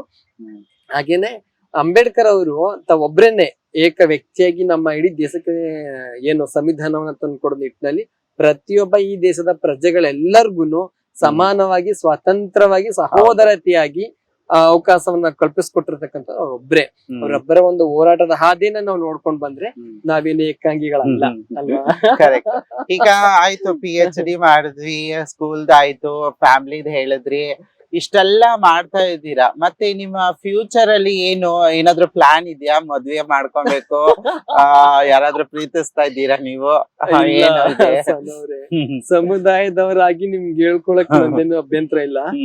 ಮದ್ವೆ ಅಂತ ವಿಚಾರ ಬಂತು ಅಂತ ಹೇಳಿದ್ರೆ ಎಷ್ಟೆಲ್ಲಾ ಸಮಸ್ಯೆಗಳು, ಅಡೆತಡೆಗಳು, ನೋವುಗಳಾಗ್ತವೆ ನಿಮ್ಗೆ ಗೊತ್ತಿದೆ. ಒಂದಷ್ಟು ಜನ ವ್ಯಕ್ತಿಗಳು ನಮ್ಮನ್ನ ಮದ್ವೆ ಆಗ್ಬೇಕು ಅಂತ ಹೇಳಿ ಬರ್ತಾರೆ, ಮೋಸ ಮಾಡಿ ಅರ್ಧದಲ್ಲೇ ಕೈ ಬಿಟ್ಟು ಹೋಗುವಂತವ್ರು ಜಾಸ್ತಿ. ಇದು ಕೂಡ ನನ್ನಲ್ಲಿ 1-2 ಘಟನೆಗಳಾಗಿ ನಡೀತು. ಅದೆಲ್ಲವನ್ನ ಬಿಟ್ಟು ನಾನು ಇವಾಗ 7-8 ವರ್ಷ ಆಯ್ತು. 7-8 ವರ್ಷದ ಹಿಂದೆ ನಾನು ಅದನ್ನೆಲ್ಲ ಬಿಟ್ಟು ಬಂದಿದ್ದೀನಿ ನಾನು ಆಚೆ. ಅಂದ್ರೆ ಯಾರು ನಮ್ಮನ್ನ ಕೈ ಹಿಡಿದು ನಡೆಸ್ತಕ್ಕಂಥವ್ರು, ಯಾರು ನಮ್ ಲೈಫ್ ಪಾರ್ಟ್ನರ್ ಆಗಿ ಬರೋರು ಕಡಿಮೆ. ಹಾಗಾಗಿ ನಾನು ಅದನ್ನ ಬಿಟ್ಟೇನೆ ನೆಕ್ಸ್ಟ್ ನಾನು ಓದ್ಬೇಕು ಅನ್ನೋ ಹವ್ಯಾಸ ರೂಢಿಸ್ಕೊಂಡಿದೀನಿ. ಇವಾಗ ನಾನು ಇಡೀ ಜಗತ್ತೆಲ್ಲವೂ ಕೂಡ ಇದೆ ಅಂತಾನೆ ಹೇಳ್ಬೋದು. Good good good. ಆಕ್ಚುಲಿ ಈಗ ನೀವು ಲವ್ ಮಾಡ್ತಾ ಇರೋದು ಬಾಬಾ ಸಾಹೇಬ್ ಅವರ ರೈಟಿಂಗ್ಸ್ ಅಂಡ್ ಸ್ಪೀಚ್. ಮತ್ತೆ ಏನ್ ಫ್ಯೂಚರ್ ಪ್ಲಾನ್ ಏನಿದೆ ನಿಮ್ದು? ಫ್ಯೂಚರ್ ಪ್ಲಾನ್ ನಾನು ಈಗಿನ ಪ್ರಸ್ತುತತೆಯಲ್ಲಿ ನೋಡ್ಕೊಂಡಾಗ ಮನುಷ್ಯರ ದಬ್ಬಾಳಿಕೆ ನಡೀತಾ ಇದೆ, ವ್ಯಕ್ತಿಗಳ ದಬ್ಬಾಳಿಕೆ ನಡೀತಿದೆ, ಲಿಂಗ ತಾರತಮ್ಯ ನಡೀತಾ ಇದೆ, ಮಹಿಳೆಯರ ಮೇಲೆ ಮತ್ತೆ ದಮನಿತರ ಮೇಲೆ ತಾರತಮ್ಯ ನಡೀತಾ ಇದೆ. ಇಂಥದ್ದೆಲ್ಲ ನಾವು ನೋಡಿದಾಗ ಭಾರತದ ಒಂದು ಸತ್ಪ್ರಜೆಯಾಗಿ ನೋಡ್ತಕ್ಕಂಥವ್ರನ್ನ ಮತ್ತೆ ಒಳ್ಳೆ ಮನುಷ್ಯರು ನೋಡೋದ್ ಕಷ್ಟ ಆಗ್ತಾ ಇದೆ ಇವತ್ತಿನ ದಿನಮಾನಗಳಲ್ಲಿ. ಅದಕ್ಕೆ ನಾನ್ ಅನ್ಕೊಂಡ್ಬಿಟ್ಟಿರೋದೇನಂತಂದ್ರೆ, ಒಳ್ಳೆಯ ಭಾರತದ ಸತ್ಪ್ರಜೆ ಆಗಿರ್ಬೇಕು, ಒಳ್ಳೆ ವ್ಯಕ್ತಿಯಾಗಿರ್ಬೇಕು, ಸರಳ ವ್ಯಕ್ತಿಯಾಗಿ ಒಂದಷ್ಟು ಜನರಿಗೆ ಒಂದು ಸಾಮಾಜಿಕವಾಗಿ ಒಂದು ಸೇವೆಯನ್ನ ಮಾಡೋಣ. ಒಂದಷ್ಟು ಮೇನ್ ಸ್ಟ್ರೀಮ್ಗೆ ನಮ್ಮ ಸಮುದಾಯದವ್ರ ಮೇನ್ ಸ್ಟ್ರೀಮ್ ತಗೋಬರೋಣ. ಮತ್ತೆ ಕೆಲವು ವ್ಯಕ್ತಿಗಳು ಬೀದಿ ಬದಿಗಳಲ್ಲಿ ಎಷ್ಟೋ ಜನರು ತೊಂದರೆಗಳು ಸಿಗಾಕೊಂಡಿರ್ತಕ್ಕಂಥವ್ರು ಮನೆಯಿಂದ ಹೊರಗಡೆ ಇರ್ತಾರೆ, ಮತ್ತೆ ಮೆಂಟಲಿ ಪ್ರಾಬ್ಲಮ್ ಆಗಿರ್ತಕ್ಕಂಥವ್ರು ಇರ್ತಾರೆ. ಅಂತ ವ್ಯಕ್ತಿಗಳ ಒಂದು ಕಡೆ ತಗೊಬಂದು ಅವ್ರಿಗೆ ಮೂಲಭೂತವಾದ ಅವಶ್ಯಕತೆಗಳು ಏನಿದ್ದಾವೆ ಅದನ್ನೆಲ್ಲ ಕೊಡಿಸುವಂತ ಒಂದು ವ್ಯವಸ್ಥೆನಲ್ಲಿ ನಾನು ತೊಡಗಿಸ್ಕೋಬೇಕು ಅಂತ ಇದ್ದೀನಿ. ಆ ನಿಟ್ಟಿನೆಲ್ಲ ವ್ಯವಸ್ಥೆ ಮಾಡ್ತಾ ಇದ್ದೀನಿ. ಅದನ್ನ ಬಿಟ್ರೆ ಬೇರೆ ಅನ್ಕೊಂಡು. ಮತ್ತೆ ನೀವು ಯಾವಾಗ್ಲೇ ಹೇಳ್ತಾ ಇದ್ರಿ ಟೀಚಿಂಗ್ ಹೋಗ್ಬೇಕು, ಟೀಚ್ ಮಾಡಕ್ ಏನಾದ್ರು ಇಂಟ್ರೆಸ್ಟ್ ಇದೆಯಾ? ಅದು ನನಗೆ ನಾನ್ ಟೀಚ್ ಮಾಡೋದು ನಂಗೆ ಇಂಟ್ರೆಸ್ಟ್ ಇದೆ. ಸ್ಪೀಚ್ ಮಾಡೋದಾಗಿರ್ಲಿ, ಮತ್ತೆ ಉಪನ್ಯಾಸವನ್ನು ನೀಡೋದಾಗಿರ್ಲಿ, ಅದು ನಂಗೆ ಇಂಟ್ರೆಸ್ಟ್ ಇದೆ. ಆದ್ರೆ ನಾನು ಅದಕ್ಕಿಂತ ಮೊದಲು ನಮ್ಮ ಸಮುದಾಯದ ಜನರುಗಳನ್ನ ಒಂದುಗೂಡಿಸ್ಬೇಕು. ಮೇನ್ ಸ್ಟ್ರೀಮ್ಗೆ ಈಗಾಗ್ಲೇ ಸುಮಾರು ಜನ ಚಿಕ್ಕ ವಯಸ್ಸಿನಲ್ಲಿ ನಮ್ ಕಮ್ಯುನಿಟಿ ಆಗ್ತಾ ಇದಾರೆ. ಅದೇನೋ ನಾವು ಹೇಳಿ ಕೇಳಿ ಬಂದದ್ದಲ್ಲ, ಪ್ರಕೃತಿ ದತ್ತವಾಗಿ ಅವರ ಭಾವನೆಯಲ್ಲಿ ಬಂದಿರತಕ್ಕಂಥದ್ದು. ಖಂಡಿತವಾಗ್ಲು. ಸುಮಾರು ಸಮುದಾಯದ ವ್ಯಕ್ತಿಗಳು ಇತ್ತೀಚೆಗೆ ಹೊಸ ಸಮುದಾಯದ ವ್ಯಕ್ತಿಗಳು ಬರ್ತಾ ಬರ್ತಾ ಇದ್ದಾರೆ. ಇದ್ದಾರೆ. ಅವ್ರನ್ನ ನಾವು ಈ ಶಿಕ್ಷಣಕ್ಕೆ ತೊಡಗಿಸ್ಕೋಬೇಕು. ಬಾಬಾ ಸಾಹೇಬರ ಚಿಂತನೆಗಳನ್ನ ಅವ್ರ ಮೇಲೆ ನಾವು ಹೇಳ್ಬೇಕು. ಮತ್ತೆ ನಮ್ಮ ಸಮಾಜದಲ್ಲಿರ್ತಕ್ಕಂಥ ಸಾಮಾಜಿಕ ಹೋರಾಟಗಾರರು ಯಾರ್ಯಾರು ಇದ್ದಾರೆ, ಮತ್ತೆ ರಾಷ್ಟ್ರದ ನಾಯಕರು ಯಾರ್ಯಾರು ಇದ್ದಾರೆ, ಲೀಡರ್ಗಳು, ಅವರ ಬಗ್ಗೆ ಎಲ್ಲರಿಗೆ ವಿಷಯಗಳನ್ನ ತಿಳಿಸ್ತಕ್ಕಂತ ಒಂದು ಕೆಲಸವನ್ನ ಮೊದ್ಲು ನಮ್ಮ ಸಮುದಾಯಕ್ಕೆ ಮಾಡ್ಬೇಕು. ತಿರಸ್ಕಾರಕ್ಕೆ ದಮನಕ್ಕೆ ಒಳಗಾದಂತ ವ್ಯಕ್ತಿಗಳು ಯಾರೆಲ್ಲ peoples, we all the peoples, ನಮ್ಮ ಎಲ್ಲಾ ಸಮುದಾಯದ ವ್ಯಕ್ತಿಗಳಿಗೂ ನಮ್ದೇ ಲೈಂಗಿಕ ಲಿಂಗತ್ವ ಅಲ್ಪಸಂಖ್ಯಾತರ ಅಷ್ಟೇ ಅಂತಲ್ಲ, ಮಹಿಳೆಯರಾಗಿರ್ಲಿ ಪುರುಷರಾಗಿರ್ಲಿ ಎಲ್ಲರಿಗೂ ಒಳ್ಳೆ ಮಾಹಿತಿಗಳನ್ನ ನೀಡಿ ಮೇಜಿಗೆ ತಗೋಬರ್ಬೇಕು. ಅಂದ್ರೆ ಟೀಚಿಂಗ್ ಅನ್ನೋದು ನಮ್ ಸಮುದಾಯದಿಂದಾನೇ ಸ್ಟಾರ್ಟ್ ಮಾಡ್ಬೇಕು ಅಂತ ಪ್ಲಾನ್ ಮಾಡಿದೀರಾ. ಓಕೆ, ತುಂಬಾ ಚೆನ್ನಾಗಿ ಪ್ಲಾನ್ ಎಲ್ಲ ತುಂಬಾ ಚೆನ್ನಾಗಿದೆ. ನಿಜವಾಗ್ಲೂ ತುಂಬಾ ಖುಷಿ ಆಗುತ್ತೆ. ಯಾಕಂದ್ರೆ ಸಮುದಾಯದಲ್ಲಿ ನಾವೆಲ್ಲ ಬರೀ ಭಿಕ್ಷೆ ಬೇಡ್ಬೇಕು, ನೀವೆಲ್ಲ ಬರೀ ಸೆಕ್ಸ್ ವರ್ಕ್ ಮಾಡ್ಬೇಕು, ನೀವು ಯಾವ್ದಕ್ಕೂ ಲಾಯಕ್ಕಿಲ್ಲ, ನೀವು ಬರೀ ರೋಡಲ್ಲಿ ಬೀದಿಯಲ್ಲಿ ಇರೋಂತ ಸಮುದಾಯದವರು ಅಂತ ಹೇಳೋಂತ ಒಂದು ಬಾಯಿಗಳಿಗೆ ನೀವು ಇವತ್ತು ಇಲ್ಲ ಅವೆಲ್ಲ ತಪ್ಪು ಅಂತ ಹೇಳಿ ಅದನ್ನ ಓವರ್ಟೇಕ್ ಮಾಡಿ ನಾವು ಸಾಧಿಸಿ ನಿಂತಿದೀವಿ ನಿಜವಾಗ್ಲು. ಈಗ ನೀವು ಸಮಾಜಕ್ಕೆ ಏನ್ ಹೇಳಕ್ ಇಷ್ಟ ಪಡ್ತೀರಾ? ಸಮಾಜಕ್ಕೆ ನಾನು ಹೇಳೋದು ಇಷ್ಟೇನೆ, ನಮ್ಮ ಸಮುದಾಯದವ್ರನ್ನ ವ್ಯಕ್ತಿಗಳನ್ನಾಗಿ ನೋಡಿ, ಮನುಷ್ಯರನ್ನಾಗಿ ನೋಡ್ಬೇಕು. ಮನುಷ್ಯರನ್ನು ಪ್ರೀತಿಸ್ಬೇಕು, ಗೌರವಿಸ್ಬೇಕು. ಇವಾಗ ಬೆರಳೆಣ್ಣಕ್ಕೆ ಅಷ್ಟು ಜನರು ಮಾತ್ರ ನಮ್ಮ ಸಮುದಾಯದ ಬಗ್ಗೆ ಬೆಳಕನ್ನ ಚೆಲ್ತಾ ಇದಾರೆ ಮತ್ತೆ ಅವ್ರನ್ನ ಇಷ್ಟ ಪಡ್ತಾ ಇದಾರೆ. ಆದ್ರೆ ನಾನು ನೋಡಿದ್ದು ತುಂಬಾ ವಿರಳ ನಮ್ಮನ್ನ ಇಷ್ಟ ಪಡ್ತಾ ಇರೋರು. ಮನುಷ್ಯರಾಗಿ ನೋಡಿ. ಈಗಾಗ್ಲೇ ನಾನು ಹಾಸ್ಟೆಲ್ದ ಸಮಸ್ಯೆ ಆಗಿರ್ಬೋದು, ಮತ್ತೆ ಹೋಗೋ ಬರೋ ದಾರಿಗಳಲ್ಲಿ ಸಮಸ್ಯೆ ಆಗಿರ್ಬೋದು, ಅದನ್ನ ನೋಡಿದಾಗ ಮನುಷ್ಯರಾಗಿ ನೋಡದೆ ಟ್ರೀಟ್ ಮಾಡದೆ ತುಂಬಾ ಕಷ್ಟ ಆಗ್ತದೆ. ಮೊದಲು ಸಮಾಜಕ್ಕೆ ಮತ್ತೆ ನಮ್ಮ ಸಮುದಾಯದ ವ್ಯಕ್ತಿಗಳ ಕುಟುಂಬಕ್ಕೆ ನಾನು ಹೇಳೋದು, ಮಕ್ಕಳನ್ನ, ನಿಮ್ಮ ಮಕ್ಕಳು ಮಗುವಾಗಿ ಹುಡ್ತಾರೆ, ಅವ್ರು ಗಂಡೋ ಹೆಣ್ಣೋ ಅಂತೇಳಿ ತಾರತಮ್ಯ ಮಾಡಬಾರ್ದು. ನಮ್ ಸಮುದಾಯ ವ್ಯಕ್ತಿಗಳಾಗಿ ಹುಟ್ಟಿದ್ರು ಕೂಡ ತಾರತಮ್ಯ ಮಾಡಬಾರ್ದು. ಫಸ್ಟ್ ಅವ್ರನ್ನ ಮನುಷ್ಯರಾಗಿ ನೋಡಿ, ತಮ್ಮ ಮಕ್ಕಳನ್ನ ಮಗುವಾಗಿ ನೋಡಿ, ತದನಂತರ 18 ವರ್ಷಕ್ಕೆ ವಯಸ್ಸಾಗ್ತಾ ಬಂದಾಗ ಆ ವ್ಯಕ್ತಿ ತನ್ನನ್ನ ಗುರ್ತಿಸ್ಕೊಳ್ಳುತ್ತೆ. ನಾನು ಗಂಡು ಅಥವಾ ಹೆಣ್ಣು ಅಥವಾ ಟ್ರಾನ್ಸ್ಜೆಂಡರು, ಏನೋ ಒಂದು ವ್ಯಕ್ತಿ ತನ್ನ ಒಂದು ವಿಧವನ್ನ ಗುರ್ತಿಸ್ಕೊಳ್ಳೋವರೆಗೂ ನಾವ್ ಯಾವುದೇ ಕಾರಣಕ್ಕೂ ಜಡ್ಜ್ಮೆಂಟ್ ಮಾಡಬಾರ್ದು. ಮತ್ತೆ ಯಾವುದೇ ವ್ಯಕ್ತಿಗಳನ್ನಾಗ್ಲಿ ನಾವು ಇದೇ ಸಮುದಾಯಕ್ಕೆ ಸೇರ್ಪಟ್ಟಂತವ್ರು, ಇವ್ರು ಈ ಜಾತಿಗೆ ಸೇರ್ಪಟ್ಟಂತವ್ರು, ಇದೆಲ್ಲ ಡಿಸ್ಕ್ರಿಮಿನೇಟ್ ಮಾಡಬಾರ್ದು. ಎಲ್ಲರನ್ನು ಮನುಷ್ಯರಾಗಿ ನೋಡಿ ಮನುಷ್ಯತ್ವದಿಂದ ಮಾತಾಡ್ಸಿ ಅಂತ ಹೇಳಲಿಕ್ಕೆ ಸಮಾಜಕ್ಕೆ ನಾನು ಇಷ್ಟಪಡ್ತೇನೆ. ಈಗ ನನಗೆ ಚಿಕ್ಕ ವಯಸ್ಸಲ್ಲಿ ನನ್ಗೊಂದು ಡ್ರೀಮ್ ಇತ್ತು, ನಾನು ಡಾಕ್ಟರ್ ಆಗ್ಬೇಕು ಅಂತ ನನ್ಗೆ ಆಸೆ ಇತ್ತು ಚಿಕ್ಕ ವಯಸ್ಸಿಂದ. ಸುಮ್ನೆ ಸೂಜಿ ತಗೊಳೋಗೋದು, ಕಪ್ಪೆಗೆ ಚುಚ್ಚೋದು, ಆಪರೇಷನ್ ಮಾಡೋದು ಅದೆಲ್ಲ ಮಾಡ್ತಾ ಇದ್ವಿ. ಅದು ಒಂದು ನನ್ನ ಡ್ರೀಮ್. ಯಾವಾಗ ನನ್ನ ಫ್ಯಾಮಿಲಿಯವರು ನನ್ನ ಕೈ ಬಿಟ್ರು, ನಾನು ಫ್ಯಾಮಿಲಿಯಿಂದ ಹೊರಗೆ ಬಂದೆ, ಆ ಸಪೋರ್ಟ್ ಸಿಸ್ಟಮ್ ನನಗ್ ಸಿಕ್ಕಿಲ್ಲ, ಆಗ ನನ್ನ ಡ್ರೀಮ್ ಅಲ್ಲಿಗೆ ಮುಗ್ದೋಗಿತ್ತು. ಈಗ ಅದು ಮುಗ್ದೋಗಿ ಮತ್ತೆ ಬೇರೆ ಏನೋ ಒಂದು ಡ್ರೀಮ್ ನ ಅಚೀವ್ ಮಾಡ್ತಾ ಇದ್ದೀನಿ. ಹಾಗೆ ನಿನ್ ಚಿಕ್ಕ ವಯಸ್ಸಲ್ಲಿ ಏನಾದ್ರು ಆ ಡ್ರೀಮ್ ಏನಾದ್ರು ಇತ್ತ, ಏನಾಗ್ಬೇಕಂತ? ನನ್ಗೆ ಟೀಚರ್ ಆಗ್ಬೇಕು ಅನ್ನೋದು ಡ್ರೀಮ್ ಇತ್ತು. ಈಗ ಅದು ಟ್ರೂ ಆಗ್ತಾ ಇದೆ ಈಗ. ಸ್ಕೂಲ್ ಇರ್ಬೇಕಾದ್ರೆ ಟೀಚರ್ ಗಳನ್ನ ನೋಡಿ ಅನುಸರಿಸ್ತಾ ಇದೀವಿ ನಾವು. ಅದು ಫಿಮೇಲ್ ಟೀಚರ್ಗಳು, ಆ ಮೇಡಮ್ಗಳು ಅವ್ರು ಯಾವ ರೀತಿ ಬೋರ್ಡ್ ಮೇಲೆ ರೈಟಿಂಗ್ ಮಾಡ್ತಾರೆ, ಮತ್ತೆ ದಿನಕ್ಕೆ ಅವ್ರು ಸ್ಯಾರಿಗಳು, ಆಮೇಲೆ ಅವ್ರು ಹೆಂಗ್ ಮೇಕಪ್ ಮಾಡ್ಕೊಂಡ್ ಕರೆಕ್ಷನ್ಸ್ಗಳು ಇದೆಲ್ಲ ನೋಡ್ತಾ ಇರೋದ್ರಿಂದ ನನ್ಗೆ ಅವಾಗ ಅನ್ನಿಸ್ತಾ ಇತ್ತು, ನನ್ಗೆ ಫೀಲಿಂಗ್ಸ್ ಆಗ್ತಾ ಇತ್ತು, ನಾನು ಮೇಡಮ್, ನಾನು ಇವತ್ತು ನಿಮ್ಗೆ ಟೀಚರ್ ಆಗಿ ಪಾಠ ಮಾಡ್ತೀನಿ, ನನ್ನ ಫ್ರೆಂಡ್ಸ್ ಗಳೆಲ್ಲ ಕೂರಿಸ್ಕೊಳ್ಳೋದು. ನಮ್ದು ಹಳೆಯ ಮನೆಯಲ್ಲಿ ಒಂದು ಗೋಡೆ ಇತ್ತು, ಆ ಗೋಡೆಯಲ್ಲಿ ಅದು ಮಸಿ ಇದೆಯಲ್ಲ, ಮಸಿ ಇದ್ಲು, ಆ ಇದ್ದಿಲ್ ತಗೊಂಡ್ ಬರೆಯೋದು ಗೋಡೆ ಮೇಲೆ ಬರ್ದ್ಬಿಟ್ಟು ಅವ್ರು ನೀವು ಹೋಮ್ ವರ್ಕ್ ಬರ್ದು ತೋರ್ಸು ಅಂತ ಹೇಳಿ ಮನ್ಸಲ್ಲಿ. ಆಮೇಲೆ ಬಂದು ನನ್ನ ಜೀವನದ ದಿಕ್ಕೇನಾಯ್ತು, ಒಂದಷ್ಟು ನಮ್ ಸಮುದಾಯಕ್ಕೆ ಬಂದ್ಮೇಲೆ ಒಂದಷ್ಟು ಹೋರಾಟಗಳು, ಸಂಸ್ಥೆ, ಸಂಘಟನೆ, ಸಮಾಜ ಸೇವೆ ಇದಕ್ ತೊಡಗಿಸ್ಕೊಂಡೆ. ಈಗ ಒಂದ್ 3-4-5 ವರ್ಷದಿಂದ 2018ರಿಂದ ಮತ್ತೆ ನಾನು ಎಜುಕೇಶನ್ ಇದಕ್ಕೆ ಒಲ್ವಂತ ವರ್ಷದಿದ್ದೀನಿ. ಅದೇ ನಮ್ಮ ಅಬ್ದುಲ್ ಕಲಾಂ ಸಾಹೇಬ್ರು ಹೇಳಿರೋದು, ಎಲ್ಲಾ ಯುವಕರು ಕನಸನ್ನ ಕಾಣ್ಬೇಕು ಅಂತ. ಆ ಕನಸನ್ನ ಕಾಂಡಿ ಅದನ್ನ ನಾವು ಪಡ್ಕೊಬೇಕು ಅನ್ನೋದು. ಸೊ ಆ ಕನಸನ್ನ ನೀವು ಕಂಡಿದ್ದೀರಾ ಚಿಕ್ಕ ವಯಸ್ಸಲ್ಲಿ, ಈಗ ಅದನ್ನ ಪಡ್ಕೊಂತ ಇದ್ದೀರಾ. ನಿಜವಾಗ್ಲೂ ತುಂಬಾ ಗ್ರೇಟ್. ಆ ಸಮುದಾಯದವ್ರಿಗೆ ಏನ್ ಹೇಳಕ್ ಇಷ್ಟ ಪಡ್ತೀರಾ? ಏನು ನಿಮ್ ಕಡೆಯಿಂದ ಅವ್ರಿಗೆ ಒಂದು ಕಿವಿ ಮಾತು ಅಂದ್ರೆ ಏನ್ ಹೇಳಕ್ ಇಷ್ಟ ಪಡ್ತೀರಾ? ನನ್ನ ಸಮುದಾಯ ಬಾಂಧವರಿಗೆ ಹೇಳ್ತಕ್ಕಂತ ಮಾತು ಏನಂತ ಹೇಳಿದ್ರೆ, ನಾವು ಹಣೆ ಬರಹ ಅಂತ ಹೇಳ್ಬಿಟ್ಟು ಹಣೆ ಬರಹಕ್ಕಷ್ಟೇ ನಾವು ಒಳಗ ಕೂತ್ಬಿಟ್ಟಿರ್ತೀವಿ. ನಾವು ಸಮುದಾಯವಾಗಿ ಹುಟ್ಟಿದೀವಿ ಅಷ್ಟೇನೆ, ಸಮುದಾಯವಾಗಿ ಆಚೆ ಬಂದಿದೀವಿ.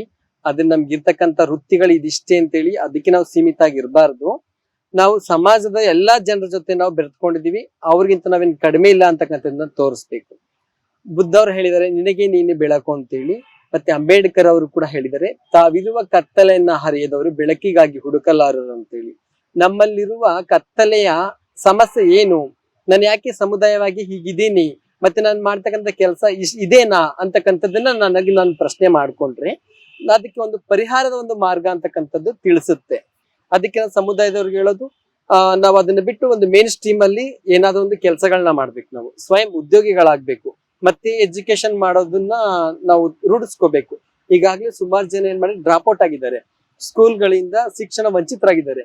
ಇದನ್ನ ನಾವು ತೊಡಗಿಸ್ಕೋಬೇಕು. ಮತ್ತೆ ಹೊಸ ಹೊಸ ಸಮುದಾಯಗಳು ಬರ್ತಾ ಇದಾರಲ್ಲ, ಇವರೆಲ್ಲರನ್ನು ಕೂಡ ನಾವು ಎಜುಕೇಶನ್ಗೆ ಮೋಟಿವೇಶನ್ ಮಾಡ್ಬೇಕು. ಮತ್ತೆ ನಮ್ಮಲ್ಲಿರ್ತಕ್ಕಂಥ ನಮ್ ಗುರು ಆಗಿರ್ಬೋದು, ನಮ್ ನಾನಿ ಆಗಿರ್ಬೋದು, ನಮ್ ದೊಡ್ಡವರಾಗಿರ್ಬೋದು, ಯಾರಿದ್ದಾರೆ ಅವರು ಮಕ್ಕಳಿಗೆ ಸ್ವಲ್ಪ ಬುದ್ಧಿ ಹೇಳ್ಬೇಕು. ಈಗ ಬರ್ತಕ್ಕಂಥ ಹೊಸ ಹೊಸ ಸಮುದಾಯದವ್ರಿಗೆ ನಾವು ತಿಳುವಳಿಕೆ ಹೇಳ್ಬೇಕು. ಮತ್ತೆ ಅವ್ರನ್ನ ಒಳ್ಳೆ ರೀತಿಯ ಒಂದು ವೇನಲ್ಲಿ ಹೋಗೋದಿಕ್ಕೆ ನಾವು ಅವ್ರಿಗೆ ಮಾರ್ಗದರ್ಶಕರಾಗ್ಬೇಕು ಅಂತ ಹೇಳಲಿಕ್ಕೆ ಇಷ್ಟಪಡ್ತೇನೆ. ಮತ್ತೆ ನಮ್ಮ ಸಮುದಾಯದ ಇತಿಹಾಸಗಳನ್ನ ಕೂಡ ನಾವು ನೋಡ್ಬೇಕು. ಹೇಗೆ ನಮ್ಮ ಒಂದು ಸಂಪ್ರದಾಯ ಹೇಗ್ ಬಂತು, ನಮ್ಮ ಸಂಸ್ಕೃತಿ ಹೇಗಿದೆ, ನಮ್ಮ ಕಲ್ಚರ್ ನಾವು ಹೇಗೆಲ್ಲ ತೊಡಗಿಸ್ಕೊಂಡ್ವಿ, ಇದೇನ ನಮ್ಮ ಕಲ್ಚರ್, ಮತ್ತೆ ಇದೇನ ನಮ್ಮ ಒಂದು ಬದ್ಧತೆ ಮತ್ತೆ ನಮ್ಮ ಸಂಪ್ರದಾಯ ಅಂತೇಳಿ ನಾವು ಪ್ರಶ್ನೆ ಮಾಡ್ಕೋಬೇಕು. ಮತ್ತೆ ಸಮಾಜದ ಜನರ ಜೊತೆ ನಾವು ಈ ವೃತ್ತಿಗಳನ್ನ ಬಿಟ್ರೆ ಬೇರೆ ನಮ್ಗೆ ಆಪ್ಷನ್ಸ್ ಇರ್ಲಿಲ್ಲ. ಆದ್ರೆ ಈಗ ಆಧುನಿಕತೆ ಯುಗದತ್ತ ನಾವೆಲ್ಲ ಸಾಗ್ತಾ ಇರೋದ್ರಿಂದ ಈ ವೃತ್ತಿಗಳನ್ನ ಬಿಟ್ಟು ಸಮಾಜದ ಮತ್ತೆ ಸರ್ಕಾರದ ಕೊಡ್ತಕ್ಕಂಥ ಅವಕಾಶಗಳನ್ನ ನಾವು ತಗೋಬಹುದು. ಅದಕ್ಕೆ ಅಂಬೇಡ್ಕರ್ ಅವರು ಹೇಳಿರ್ತಕ್ಕಂಥದ್ದು ಇತಿಹಾಸವನ್ನ ಮರೆತವರು ಇತಿಹಾಸವನ್ನ ಸೃಷ್ಟಿಸಲಾರರು ಅಂತೇಳಿ. ಹಾಗಾಗಿ ನಾವು ನಮ್ಮ ಇತಿಹಾಸವನ್ನ ತಿಳ್ಕೊಬೇಕು. ಮತ್ತೆ ಇತಿಹಾಸ ತಿಳ್ಕೊಳ್ಳೋದ್ ಜೊತೆನಲ್ಲಿ ಒಂದಷ್ಟು ಸಮಾಜದ ಒಳಿತಾದಂತ ಒಂದು ಕೆಲಸಗಳನ್ನ ಮಾಡೋದ್ರ ಜೊತೆ ಇತಿಹಾಸವನ್ನ ಸೃಷ್ಟಿಸ್ತಕ್ಕಂಥ ಕೆಲಸವನ್ನ ಮಾಡಿ ಅಂತೇಳಿ ನಮ್ಮ ಸಮುದಾಯದ ಬಂಧುಗಳಿಗೆ ತಿಳಿಸ್ತಾ ಇದ್ದೀನಿ. ಜೈ ಭೀಮ್, ನಮೋ ಬುದ್ಧಾಯ. ಸನವ್ರಿಗೂ ಕೂಡ thank you so much Deepa. ನಿಮ್ಮ ಟೈಮ್ ನ ನಮ್ಗೆ ಕೊಟ್ಟಿದ್ಕೆ, ನಮ್ಮ ಕನ್ನಡ ಒನ್ ನ್ಯೂಸ್ ಗೆ ಇಂಟರ್ವ್ಯೂ ಕೊಟ್ಟಿರೋದಕ್ಕೆ ತುಂಬಾ ತುಂಬಾ ಥ್ಯಾಂಕ್ಸ್. ಹಾಗೂ ನಿಮ್ಗೆ ಆಲ್ ದ ಬೆಸ್ಟ್ ಹೇಳ್ತೀನಿ. ನಮ್ಮ ಚಾನೆಲ್ ಪರವಾಗಿ ನಿಮ್ಗೆ ಇನ್ನೂ ಒಂದಷ್ಟು ಸಕ್ಸಸ್ ಸಿಗ್ಲಿ ಅಂತ ನಾವು ನಿಮ್ಗೆ ಒಳ್ಳೆ ಒಂದು ಸಕ್ಸಸ್ ನಾವು ವಿಶ್ ಮಾಡ್ತಾ ಇದ್ದೀವಿ. Thank you so much. Thank you ಸನ್ ಅವರೇ, ನಿಮ್ಗೂ ಕೂಡ ಹೃದಯಪೂರ್ವಕ ಧನ್ಯವಾದಗಳು. ಬೆಂಗಳೂರಿಂದ ಮೈಸೂರುವರೆಗೂ ನಮ್ಮನ್ನ ಇಂಟರ್ವ್ಯೂ ಮಾಡ್ಲಿಕ್ಕೆ ಬಂದಿದ್ದೀರಿ, ತುಂಬಾ ಖುಷಿ ಆಗುತ್ತೆ. ಹಾಗೆ ನಾನು ಚಾನೆಲ್ ಅವ್ರಿಗೂ ಕೂಡ ತುಂಬ ಹೃದಯದ ಧನ್ಯವಾದಗಳನ್ನ ಹೇಳಲಿಕ್ಕೆ ಇಷ್ಟಪಡ್ತಾ ಇದ್ದೇನೆ. ಅದು ನನ್ನ ಸಮುದಾಯವಾದಂತ ಸನಾ ಅವ್ರಿಗೆ ನೀವು ಆಪರ್ಚುನಿಟಿ ಕೊಟ್ಟಿದ್ದೀರಿ, ಒಳ್ಳೆ ಆಪರ್ಚುನಿಟಿ ಕೊಟ್ಟಿರೋದ್ರಿಂದ ನೀವು ಒನ್ ಕನ್ನಡ ಅವ್ರಿಗೆ ನಾನು ತುಂಬ ಹೃದಯದ ಅಭಿನಂದನೆಗಳನ್ನ ನಮ್ಮ ಸಮುದಾಯ ಪರವಾಗಿ ನನ್ನ ಪರವಾಗಿ ತಿಳಿಸ್ತಾ ಇದ್ದೀನಿ. Thank you. ಕೇಳಿದ್ರಲ್ಲ ಸ್ನೇಹಿತರೆ, ನಮ್ಮ ದೀಪಾ ಸ್ಟೋರಿ ಹೇಗಿತ್ತು, ಅವರ ಆ ಸಕ್ಸಸ್ ನ ಪಡ್ಕೊಳ್ಳಕ್ಕೆ ಎಷ್ಟೊಂದು ಚಾಲೆಂಜಸ್ ಗಳನ್ನ ಫೇಸ್ ಮಾಡಿ ಇವತ್ತು ಅವರು PhD ಮಾಡ್ತಾ ಇದ್ದಾರೆ ಅಂದ್ರೆ ಅದು ಈಸಿಯಾಗಿ ಅವ್ರಿಗೆ ಸಿಕ್ಕಿಲ್ಲ. ಅವರ ಕಷ್ಟದ ಹೋರಾಟ ಅನ್ನೋದು ಅವರಿಂದನೇ ಸ್ಟಾರ್ಟ್ ಆಗಿ ಮತ್ತೆ ಅವ್ರ ಫ್ಯಾಮಿಲಿಯಿಂದಾನೇ ಸ್ಟಾರ್ಟ್ ಆಗ್ತಾ ಇದೆ ಅನ್ನೋದು ಅದು ನಿಜವಾಗ್ಲೂ ಅರ್ಥಪೂರ್ಣವಾಗಿ ಇದೆ ಆ ಒಂದು ಟಾಪಿಕ್. ಸೊ ಅದು ಎಲ್ಲೋ ಒಂದ್ ಕಡೆ ನಮ್ಮ ಲೈಫ್ಗೆ ಅದು ಖಂಡಿತವಾಗ್ಲೂ ಹಾಗೆ ಅಳವಡಿಸ್ತಾ ಹೋಗ್ತಾ ಇದೆ. ಚಾಲೆಂಜಸ್ ಅನ್ನೋದು ಇಡೀ ದಿನ ನಮ್ಗೆ ಚಾಲೆಂಜಸ್ಗಳು ಬರ್ತಾನೆ ಇರುತ್ತೆ. ಹಾಗೆ ಈ ಸಮಾಜದಲ್ಲಿ ನಮಗೆ ಬೇರೆ ಬೇರೆ ದೃಷ್ಟಿಕೋನದಿಂದ ನೋಡ್ತಾ ಇರ್ತಾರೆ. ಇವ್ರು ಯಾವ್ದಕ್ಕೂ ಪ್ರಯೋಜನ ಇರಲ್ಲ, ಇವರು ಬರೀ ಸೆಕ್ಸ್ ವರ್ಕ್ ಮಾಡ್ತಾ ಇರ್ತಾರೆ, ಮತ್ತೆ ಇವ್ರಿಗೆ ಓದಕ್ ಆಗಲ್ಲ, ಮತ್ತೆ ಇವ್ರು ಯಾವುದೇ ಸಾಧನೆಗಳನ್ನ ಮಾಡಕ್ಕೂ ಆಗಲ್ಲ ಅಂತ ಒಂದು ಯೋಚನೆ ಇರುತ್ತೆ.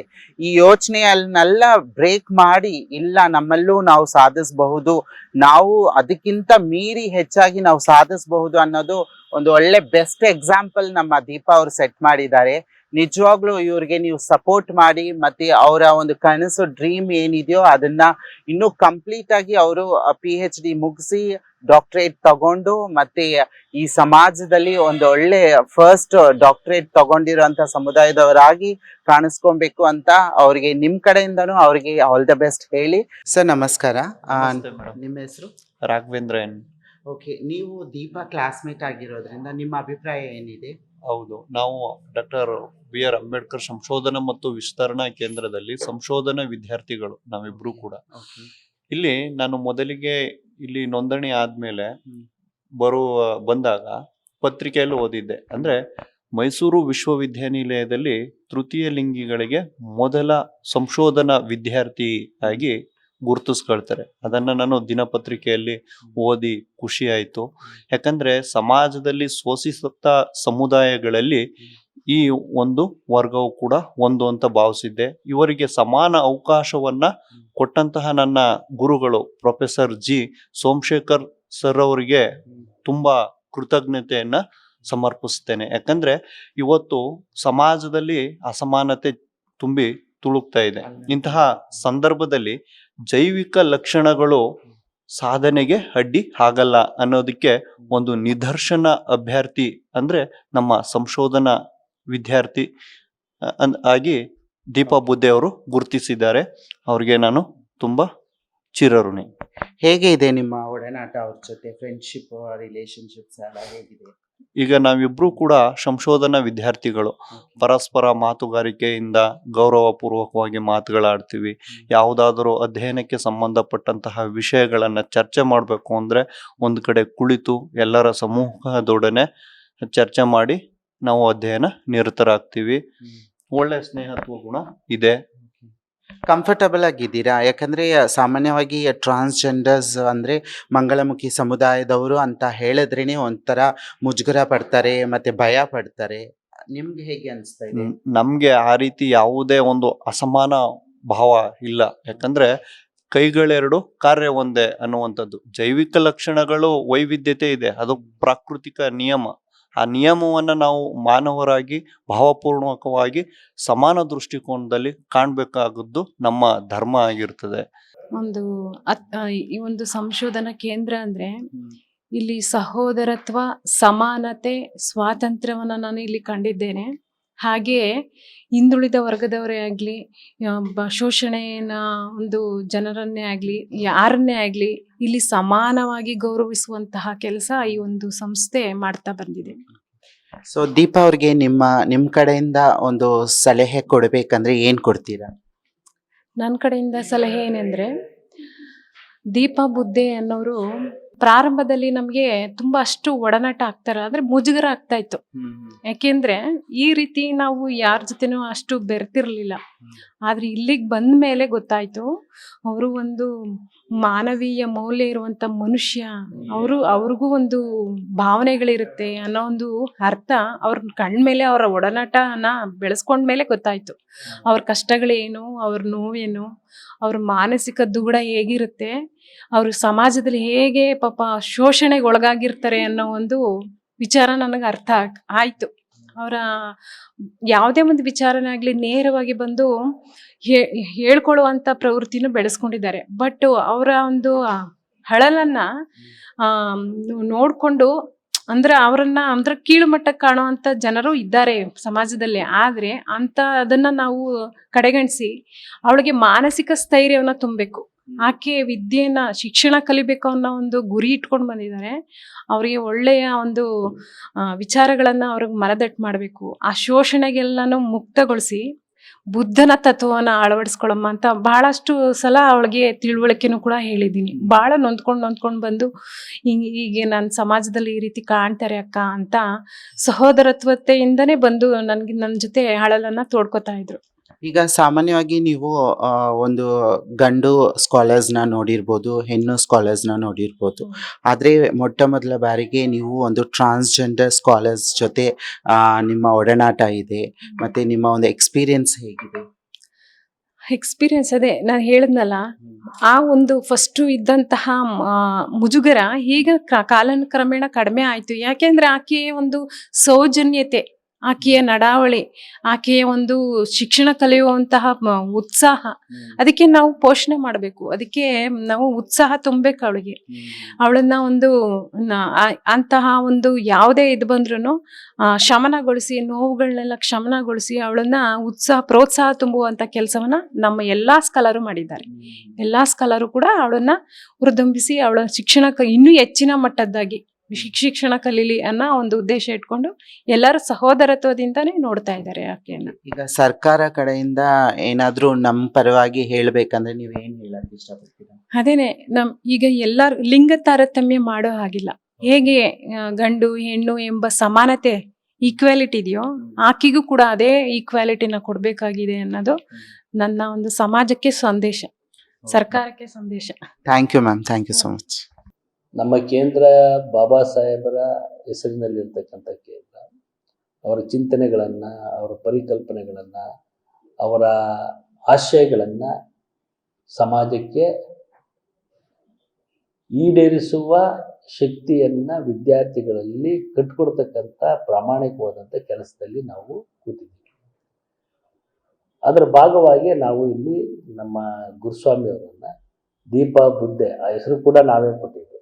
ನಾನು ಕೇಳಿದ್ರು, ಸರ್ ನನಗೆ ಏನಾದ್ರು ಹೆಸರು ಬೇಕು ಅಂತ 3 ಹೆಸರು ಸಜೆಸ್ಟ್ ಮಾಡಿದ್ದೀನಿ ಸರ್. ಅದು ದೀಪಾ ಬುದ್ಧನೇ ಇಟ್ಕೊಳ್ಳಮ್ಮ ಅಂತಂದೆ. ಸೊ ದೀಪಾ ಬುದ್ಧೆ ಅಂತಲೇ ಆಕೆ ಹೆಸರು ಆಗಿದೆ. MA ಮೊದಲನೇ ಬ್ಯಾಚ್ ಓದಿ ಮೊದಲನೇ ರ್ಯಾಂಕ್ ತಗೊಂಡು PhDಗೂ ಕೂಡ ಈಗ ನಮ್ಮ ಜೊತೆ PhD ಮಾಡಲಿಕ್ಕೆ ಪ್ರಾರಂಭ ಮಾಡಿದ್ದಾರೆ. ಕೋರ್ಸ್ ಸ್ವಲ್ಪ ಆಯಿತು, ಈಗ ಸಿನೋಪ್ಸಿಸ್ ಎಲ್ಲ ರೆಡಿಯಾಗಿದೆ. ಅವ್ರದ್ದು ಕೊಲೋಕಿಯಂ 25ಕ್ಕೆ ಫಿಕ್ಸ್ ಆಗಿದೆ. ಆಮೇಲೆ ಫೆಲೋಶಿಪ್ಪು ಕೊಟ್ಟಿದ್ದಾರೆ. ನಮ್ಮ ಗೌರವಾನ್ವಿತ ಕುಲಪತಿಗಳು ಮೈಸೂರು ವಿಶ್ವವಿದ್ಯಾಲಯದ ಎಲ್ಲ ವಿದ್ಯಾರ್ಥಿಗಳಿಗೆ, ಅದರಲ್ಲೂ ಪರಿಶಿಷ್ಟ ಜಾತಿ ಪರಿಶಿಷ್ಟ ವರ್ಗದ ವಿದ್ಯಾರ್ಥಿಗಳಿಗೆ ಶಿಷ್ಯ ವೇತನನ ಕೊಟ್ಟಿದ್ದಾರೆ. ಅದೊಂದು ಐತಿಹಾಸಿಕವಾದಂಥ ತೀರ್ಮಾನ ನಮ್ಮ ವಿಶ್ವವಿದ್ಯಾಲಯದ ಕುಲಪತಿಗಳು ತೆಗೆದುಕೊಂಡಿರ್ತಕ್ಕಂಥದ್ದು. ಅದರಡಿಯಲ್ಲಿ ಇವರಿಗೆ ಶಿಷ್ಯ ವೇತನ ಸಿಕ್ಕಿದೆ, ಮತ್ತು ಲ್ಯಾಪ್ಟಾಪು ಕೂಡ ಕೊಟ್ಟಿದ್ದಾರೆ ಉಚಿತವಾಗಿ. ಸಂಶೋಧನೆಗೆ ಅಗತ್ಯ ಇರತಕ್ಕಂಥ ಎಲ್ಲ ವಾತಾವರಣವನ್ನು ಮೈಸೂರು ವಿಶ್ವವಿದ್ಯಾಲಯ ದೀಪಾ ಬುದ್ಧಿ ಅವರಿಗೆ ಸೃಷ್ಟಿ ಮಾಡಿದೆ. ಹಾಸ್ಟೆಲ್ ಇರಲಿಲ್ಲ ಅಂತಂದ್ರು, ಹಾಸ್ಟೆಲ್ನು ಕೂಡ ಅವರಿಗೆ ಕುಲಪತಿಯವರ ನಿರ್ದೇಶನ ಮೇರೆಗೆ ಹಾಸ್ಟೆಲ್ ಕೂಡ ಸಿಕ್ಕಿದೆ. ಒಂದು ಒಳ್ಳೆಯ ವಾತಾವರಣ ಅಂಬೇಡ್ಕರ್ ಕೇಂದ್ರದಲ್ಲಂತೂ ಖಂಡಿತವಾಗ್ಲೂ ಇದೆ. ಯಾಕಂದರೆ ನಾವೆಲ್ಲ ಪ್ರಜಾಪ್ರಭುತ್ವದ ಮೌಲ್ಯಗಳನ್ನು ನಂಬಿರ್ತಕ್ಕಂಥವ್ರು. ಬಾಬಾ ಸಾಹೇಬರೇ ಹುಟ್ಟು ಪ್ರಜಾಪ್ರಭುತ್ವವಾದಿ. ಆ ನೆಲೆಯಲ್ಲಿ ಆ ಚಿಂತನೆಗಳನ್ನು ನಾವು ನಮ್ಮ ನುಡಿ ನಡೆಯಲ್ಲಿ ಕೂಡ ನಾವು ಅದರ ನಡೆಸಿ ಆ ಚಿಂತನೆಗಳಲ್ಲೇ ನಾವು ನಮ್ಮ ಕೆಲಸ ಕಾರ್ಯಗಳನ್ನು, ನಮ್ಮ ನಿರ್ಧಾರಗಳನ್ನು ಕೂಡ ಆ ನೆಲೆಯಲ್ಲೇ ನಾವು ಮಾಡಿದ್ದೀವಿ. ಸರ್, ಸಮಾಜಕ್ಕೆ ನೀವು ಏನು ಹೇಳಕ್ಕೆ ಇಷ್ಟಪಡ್ತೀರಾ? ಸಮಾಜಕ್ಕೆ ನಾವು ಹೇಳೋದೇನು ಅಂದರೆ ಎಲ್ಲರನ್ನೂ ಪ್ರೀತಿಸಿ ಅಂತ ಬಾಬಾ ಸಾಹೇಬ್ ಹೇಳೋದೇ ಅದು. ಸಮಾಜ, ಸೋದರತ್ವದ ಸಮಾಜ ನನಗೆ ಬೇಕು ಅಂತ, ಫ್ರೆಟರ್ನಿಟಿ ಸೊಸೈಟಿ ಬೇಕು ಅಂತ. ಅಲ್ಲಿ ಎಲ್ಲರೂ ಪರಸ್ಪರ ಗೌರವಿಸಿಕೊಂಡು ಪ್ರೀತಿಯಿಂದ, ವಾತ್ಸಲ್ಯದಿಂದ, ವಿಶ್ವಾಸದಿಂದ ಬದುಕಿ ಅಂತ. ಅದೇ ನಮ್ಮ ಸಂದೇಶ. ಬಾಬಾ ಸಾಹೇಬರ ಸಂದೇಶನೇ ಅದು. ವ್ಯಕ್ತಿಯನ್ನು ಗೌರವಿಸಿ, ಪ್ರೀತಿಸಿ, ಅವರ ಘನತೆಯನ್ನು ಹೆಚ್ಚಿಸಿ ಅನ್ನೋದು. ನಮ್ಮ ಸಮುದಾಯದವ್ರಿಗೆ ಏನು ಹೇಳಕ್ಕೆ ಇಷ್ಟಪಡ್ತೀವಿ? ನಿಮ್ಮ ಸಮುದಾಯದವರು ಹೆಚ್ಚು ಶಿಕ್ಷಣದ ಕಡೆ ಗಮನ ಕೊಡಬೇಕು. ನಿಮ್ಮ ಸಮುದಾಯ ಶಿಕ್ಷಣದಿಂದ ವಂಚಿತವಾಗಿದೆ. ಆಮೇಲೆ ನಿಮ್ಮ ಸಮುದಾಯಕ್ಕೆ ಹೆಚ್ಚು ಸರ್ಕಾರಗಳು ಹೆಚ್ಚು ಒತ್ತು ಕೊಡಬೇಕು. ಅವರನ್ನು ಮುಖ್ಯವಾಹಿನಿಗೆ ತರಲಿಕ್ಕೆ ಹೆಚ್ಚು ಒತ್ತು ಕೊಡಬೇಕು. ಅವರಲ್ಲಿ ಅಭದ್ರತೆ ಕಾಡ್ತದಲ್ಲ, ಆ ಅಭದ್ರತೆಯನ್ನ ತೊಡೆಯುವ ಕೆಲಸ ಆಗಬೇಕು. ಅವರಿಗೆ ಶಿಕ್ಷಣಕ್ಕಾಗಿಯೇ ವಿಶೇಷವಾದಂಥ ಯೋಜನೆಗಳನ್ನು ಮತ್ತು ಅವರನ್ನು ಮುಖ್ಯವಾಹಿನಿಗೆ ತರುವಂತಹ ಎಲ್ಲ ನೆಲೆಗಳಲ್ಲಿ ಅವರನ್ನು ಗುರುತಿಸುವಂಥ ಕೆಲಸವನ್ನು ಪ್ರಜ್ಞಾವಂತ ಸಮಾಜ ಮಾಡಬೇಕು. ಈಗ ನೀವು ಪತ್ರಿಕೋದ್ಯಮದಿದ್ದೀರಾ ಅಂತೇಳಿ ಆಮೇಲೆ ನಿಮ್ಮ ಚಟುವಟಿಕೆ ಸುಪ್ರೀಂ ಕೋರ್ಟಲ್ಲಿ ನೀವು ದಾವೆ ಹೂಡಿ ಅದರಲ್ಲಿ ಜಯಶೀಲರಾಗಿ, ಇದು ಎಲ್ರಿಗೂ ಮಾದರಿಯಾಗಬೇಕು. ನಿಮ್ಮ ಸಮುದಾಯದ ಮಕ್ಕಳಿಗೆ ಅಲ್ಲಿ ಓದಿಸುವ ಒಂದು ಶಿಕ್ಷಣದ ಮಹತ್ವವನ್ನು ಕಟ್ಕೊಡೋದು ಯಾವಾಗ ಅಂದರೆ, ನೀವುಗಳು ಶಿಕ್ಷಣ ಪಡೆದು ಉತ್ತಮ ರೀತಿಯಲ್ಲಿ ಬದುಕ್ತಿದ್ದಾಗ ಆ ಮಕ್ಕಳು ನೋಡಿದಾಗ ಅವ್ರಿಗೆ ಯಾವ ತಡೆಯಪ್ಪ ಇದ್ದ ನಾವು ನಮ್ಮ ಅಕ್ಕ ಈ ರೀತಿ ಆಗಿದ್ದಾರೆ, ನಾನು ಈ ರೀತಿ ಆಗಬೇಕು, ಎಲ್ಲರಂತೆ ಕೂಡ ನಾನು ಬದುಕಬೇಕು, ನಾನು ಅದು ಇನ್ಸ್ಪಿರೇಷನ್ಸು ನೀವುಗಳು ಮಾಡೆಲ್ ಆಗಬೇಕು. ಈಗ ದೀಪಾ ಬುದ್ಧನೂ ಅಷ್ಟೇ ಮಾಡೆಲ್ ಆಗಿ. ಈಗ ನೀವು ಓದಿದ್ದೀರಾ, ನೀವು ಇದರಲ್ಲಿ ಕೆಲಸ ಮಾಡ್ತಾ ನೋಡಿ. ನೀವು ಬೆಂಗಳೂರಿಂದ ಬಂದು ಇಲ್ಲಿ ನಮ್ಮ ಮೈಸೂರು ಯೂನಿವರ್ಸಿಟಿಲಿ ಅವರು ಕೆಲಸ ಮಾಡ್ತಾ ಇದ್ದಾರೆ ನಿಮ್ಮ ಸಮುದಾಯದವರು ಅಂತೇಳಿ ಅವ್ರನ್ನ ಸಂದರ್ಶನ ಮಾಡಿ, ನೀವು ಅವ್ರಿಗೆ ಆ ಸಂದರ್ಶನ ಮಾಡೋದು ಅಂತ ಹೇಳಿದ್ರೆ ಅವ್ರಿಗೆ ಇನ್ನೂ ಜವಾಬ್ದಾರಿ ಹೆಚ್ಚಿಸ್ತಾ ಇದ್ದೀರಾ ಅಂತ ಅರ್ಥ. ಅದೇನು ಪ್ರಚಾರಕ್ಕಾಗಲ್ಲ, ಅದು ಸಂಶೋಧನೆಯ ಮಾಡ್ತಾ ಇದ್ದಾರೆ ಇವರು ಅಂದರೆ ಇಡೀ ನಿಮ್ಮ ಸಮುದಾಯದ ಗೌರವವನ್ನು ಹೆಚ್ಚಿಸುವ ಕೆಲಸವನ್ನ ಮಾಡ್ತಾ ಇದ್ದಾರೆ ಸಂದರ್ಶನದಿಂದ. ಅದನ್ನ ಸಂಶೋಧಕರು ಅರ್ಥಕೋಬೇಕು. ನಾನು ಸಂಶೋಧನೆ ಮಾಡುವ ರೀತಿಯಲ್ಲಿ ನನ್ನ ಸಂಶೋಧನೆ ಯಾವ ರೀತಿ ಇರಬೇಕಂದ್ರೆ ಈ ಸಮುದಾಯಕ್ಕೆ ಒಂದು ಸರಿಯಾದ ಪಾಲಿಸಿಯನ್ನ ನಿರ್ಮಾಣ ಮಾಡುವ ಕಡೆ ನನ್ನ ಪ್ರೌಢ ಪ್ರಬಂಧ ಸಹಾಯ ಮಾಡಬೇಕು. ಅವರಿಗೆ ಒಂದು ಆಶಾಭಾವನೆಯನ್ನು ಕಟ್ಕೊಡ್ಬೇಕು. ಅವರಲ್ಲಿರ್ತಕ್ಕಂತಹ ಕೀಳಿರಿಮೆಯನ್ನು ಕಿತ್ತಾಕುವ ವಾತಾವರಣಗಳನ್ನು ಯಾವ್ಯಾವ ನೆಲೆಯಲ್ಲಿ ಸೃಷ್ಟಿಸ್ಬೇಕು. ನಾನು ಹೇಳಿದೆ, ಶೈಕ್ಷಣಿಕ ನೆಲೆ, ಬದುಕಿನ ನೆಲೆ ಇದೆಯಲ್ಲ, ಅದು ಹಲವಾರು ರೀತಿಯಲ್ಲಿ ಇರ್ತದೆ. ಅದು ಗೌರವಿತವಾದಂಥ ಬದುಕಿನ ನೆಲೆಯನ್ನು ಕಟ್ಟುವಂತಹ ಕಡೆ ಸಂಶೋಧನೆ ಬೆಳಕನ್ನು ಯಾವ ನೆಲೆಯಲ್ಲಿ ನಾವು ನಮ್ಮ ತೃತೀಯ ಲಿಂಗದ ಸಮುದಾಯ ಬದುಕಬಹುದು, ಎಲ್ಲರಂತೆ ಘನತೆಯಿಂದ, ಗೌರವದಿಂದ, ಸ್ವಾಭಿಮಾನದಿಂದ, ಸ್ವತಂತ್ರದಿಂದ ಜೀವಿಸುವಂತಹ ಕಡೆ ಸಾಗುವ ಹಾದಿಗಳನ್ನು ಸಂಶೋಧನೆಯಲ್ಲಿ ತರಬೇಕು. ಆಗ ಅದು ಸಾರ್ಥಕ ಆಗುತ್ತೆ. ದೀಪಾ ಬುದ್ಧೆ ಅವರಿಂದ ನೋಡಿ ಇನ್ನೂ ಅನೇಕರು ನಮ್ಮ ಕೇಂದ್ರಕ್ಕೆ ಪ್ರವೇಶಾತಿಯನ್ನು ಪಡ್ಕೋಬೋದು. ನಾನು ದೀಪಾ ಬುದ್ಧಿಗೆ ಪ್ರತಿ ಕಾರ್ಯಕ್ರಮದ ಹೇಳ್ತೀನಿ, ನಿಮ್ಮ ಸಮುದಾಯದವ್ರನ್ನ ನೀವು ಎಷ್ಟು ಜನ ಕರ್ಕೊಂಬರ್ತೀರಾ. ಮೋಟಿವೇಶನ್ ಅದು. ಬಾಬಾ ಸಾಹೇಬ್ರ ಕೇಂದ್ರಕ್ಕೆ ಬಂದಿದ್ದಾರೆ ಅಂತ ಹೇಳಿದಾಗ ಅವ್ರಿಗೊಂದು ಏನೋ ಒಂದು ಹೊಸ ಚೈತನ್ಯ, ಒಂದು ಹೊಸ ಶಕ್ತಿ ಅವರಲ್ಲಿ ಬರಬೇಕು. ಪ್ರತಿ ಕಾರ್ಯಕ್ರಮಗಳು ಹೇಳ್ತೀನಿ ನಾನು, ನಿಮ್ಮ ಸಮುದಾಯದಲ್ಲಿ ಕರ್ಕೊಂಬಂಟ್ರಿ. ಯಾಕಂದ್ರೆ ಅದು ವಿಸ್ತರಣೆಗೊಳ್ಬೇಕು. ಅದು ನಾನು ಒಬ್ಬನಿಗೆ ನಿಂತ್ಕೋಬಾರ್ದು. ಅದು ಸಮುದಾಯದ ಕಟ್ಟ ಕಡೆಯವರಿಗೂ ಕೂಡ ತಲುಪುವ ಕೆಲಸ ಆಗಬೇಕು. ಅಂಬೇಡ್ಕರ್ ಅಂದ್ರೆ is a person for gender equity and we are all here to work for that. ಸಮಾಜಕ್ಕಾಗಿ ನೋಡ್ತಾ ಇರಿ ಕನ್ನಡ ಒನ್ ನ್ಯೂಸ್ ಚಾನೆಲ್. ಧನ್ಯವಾದ.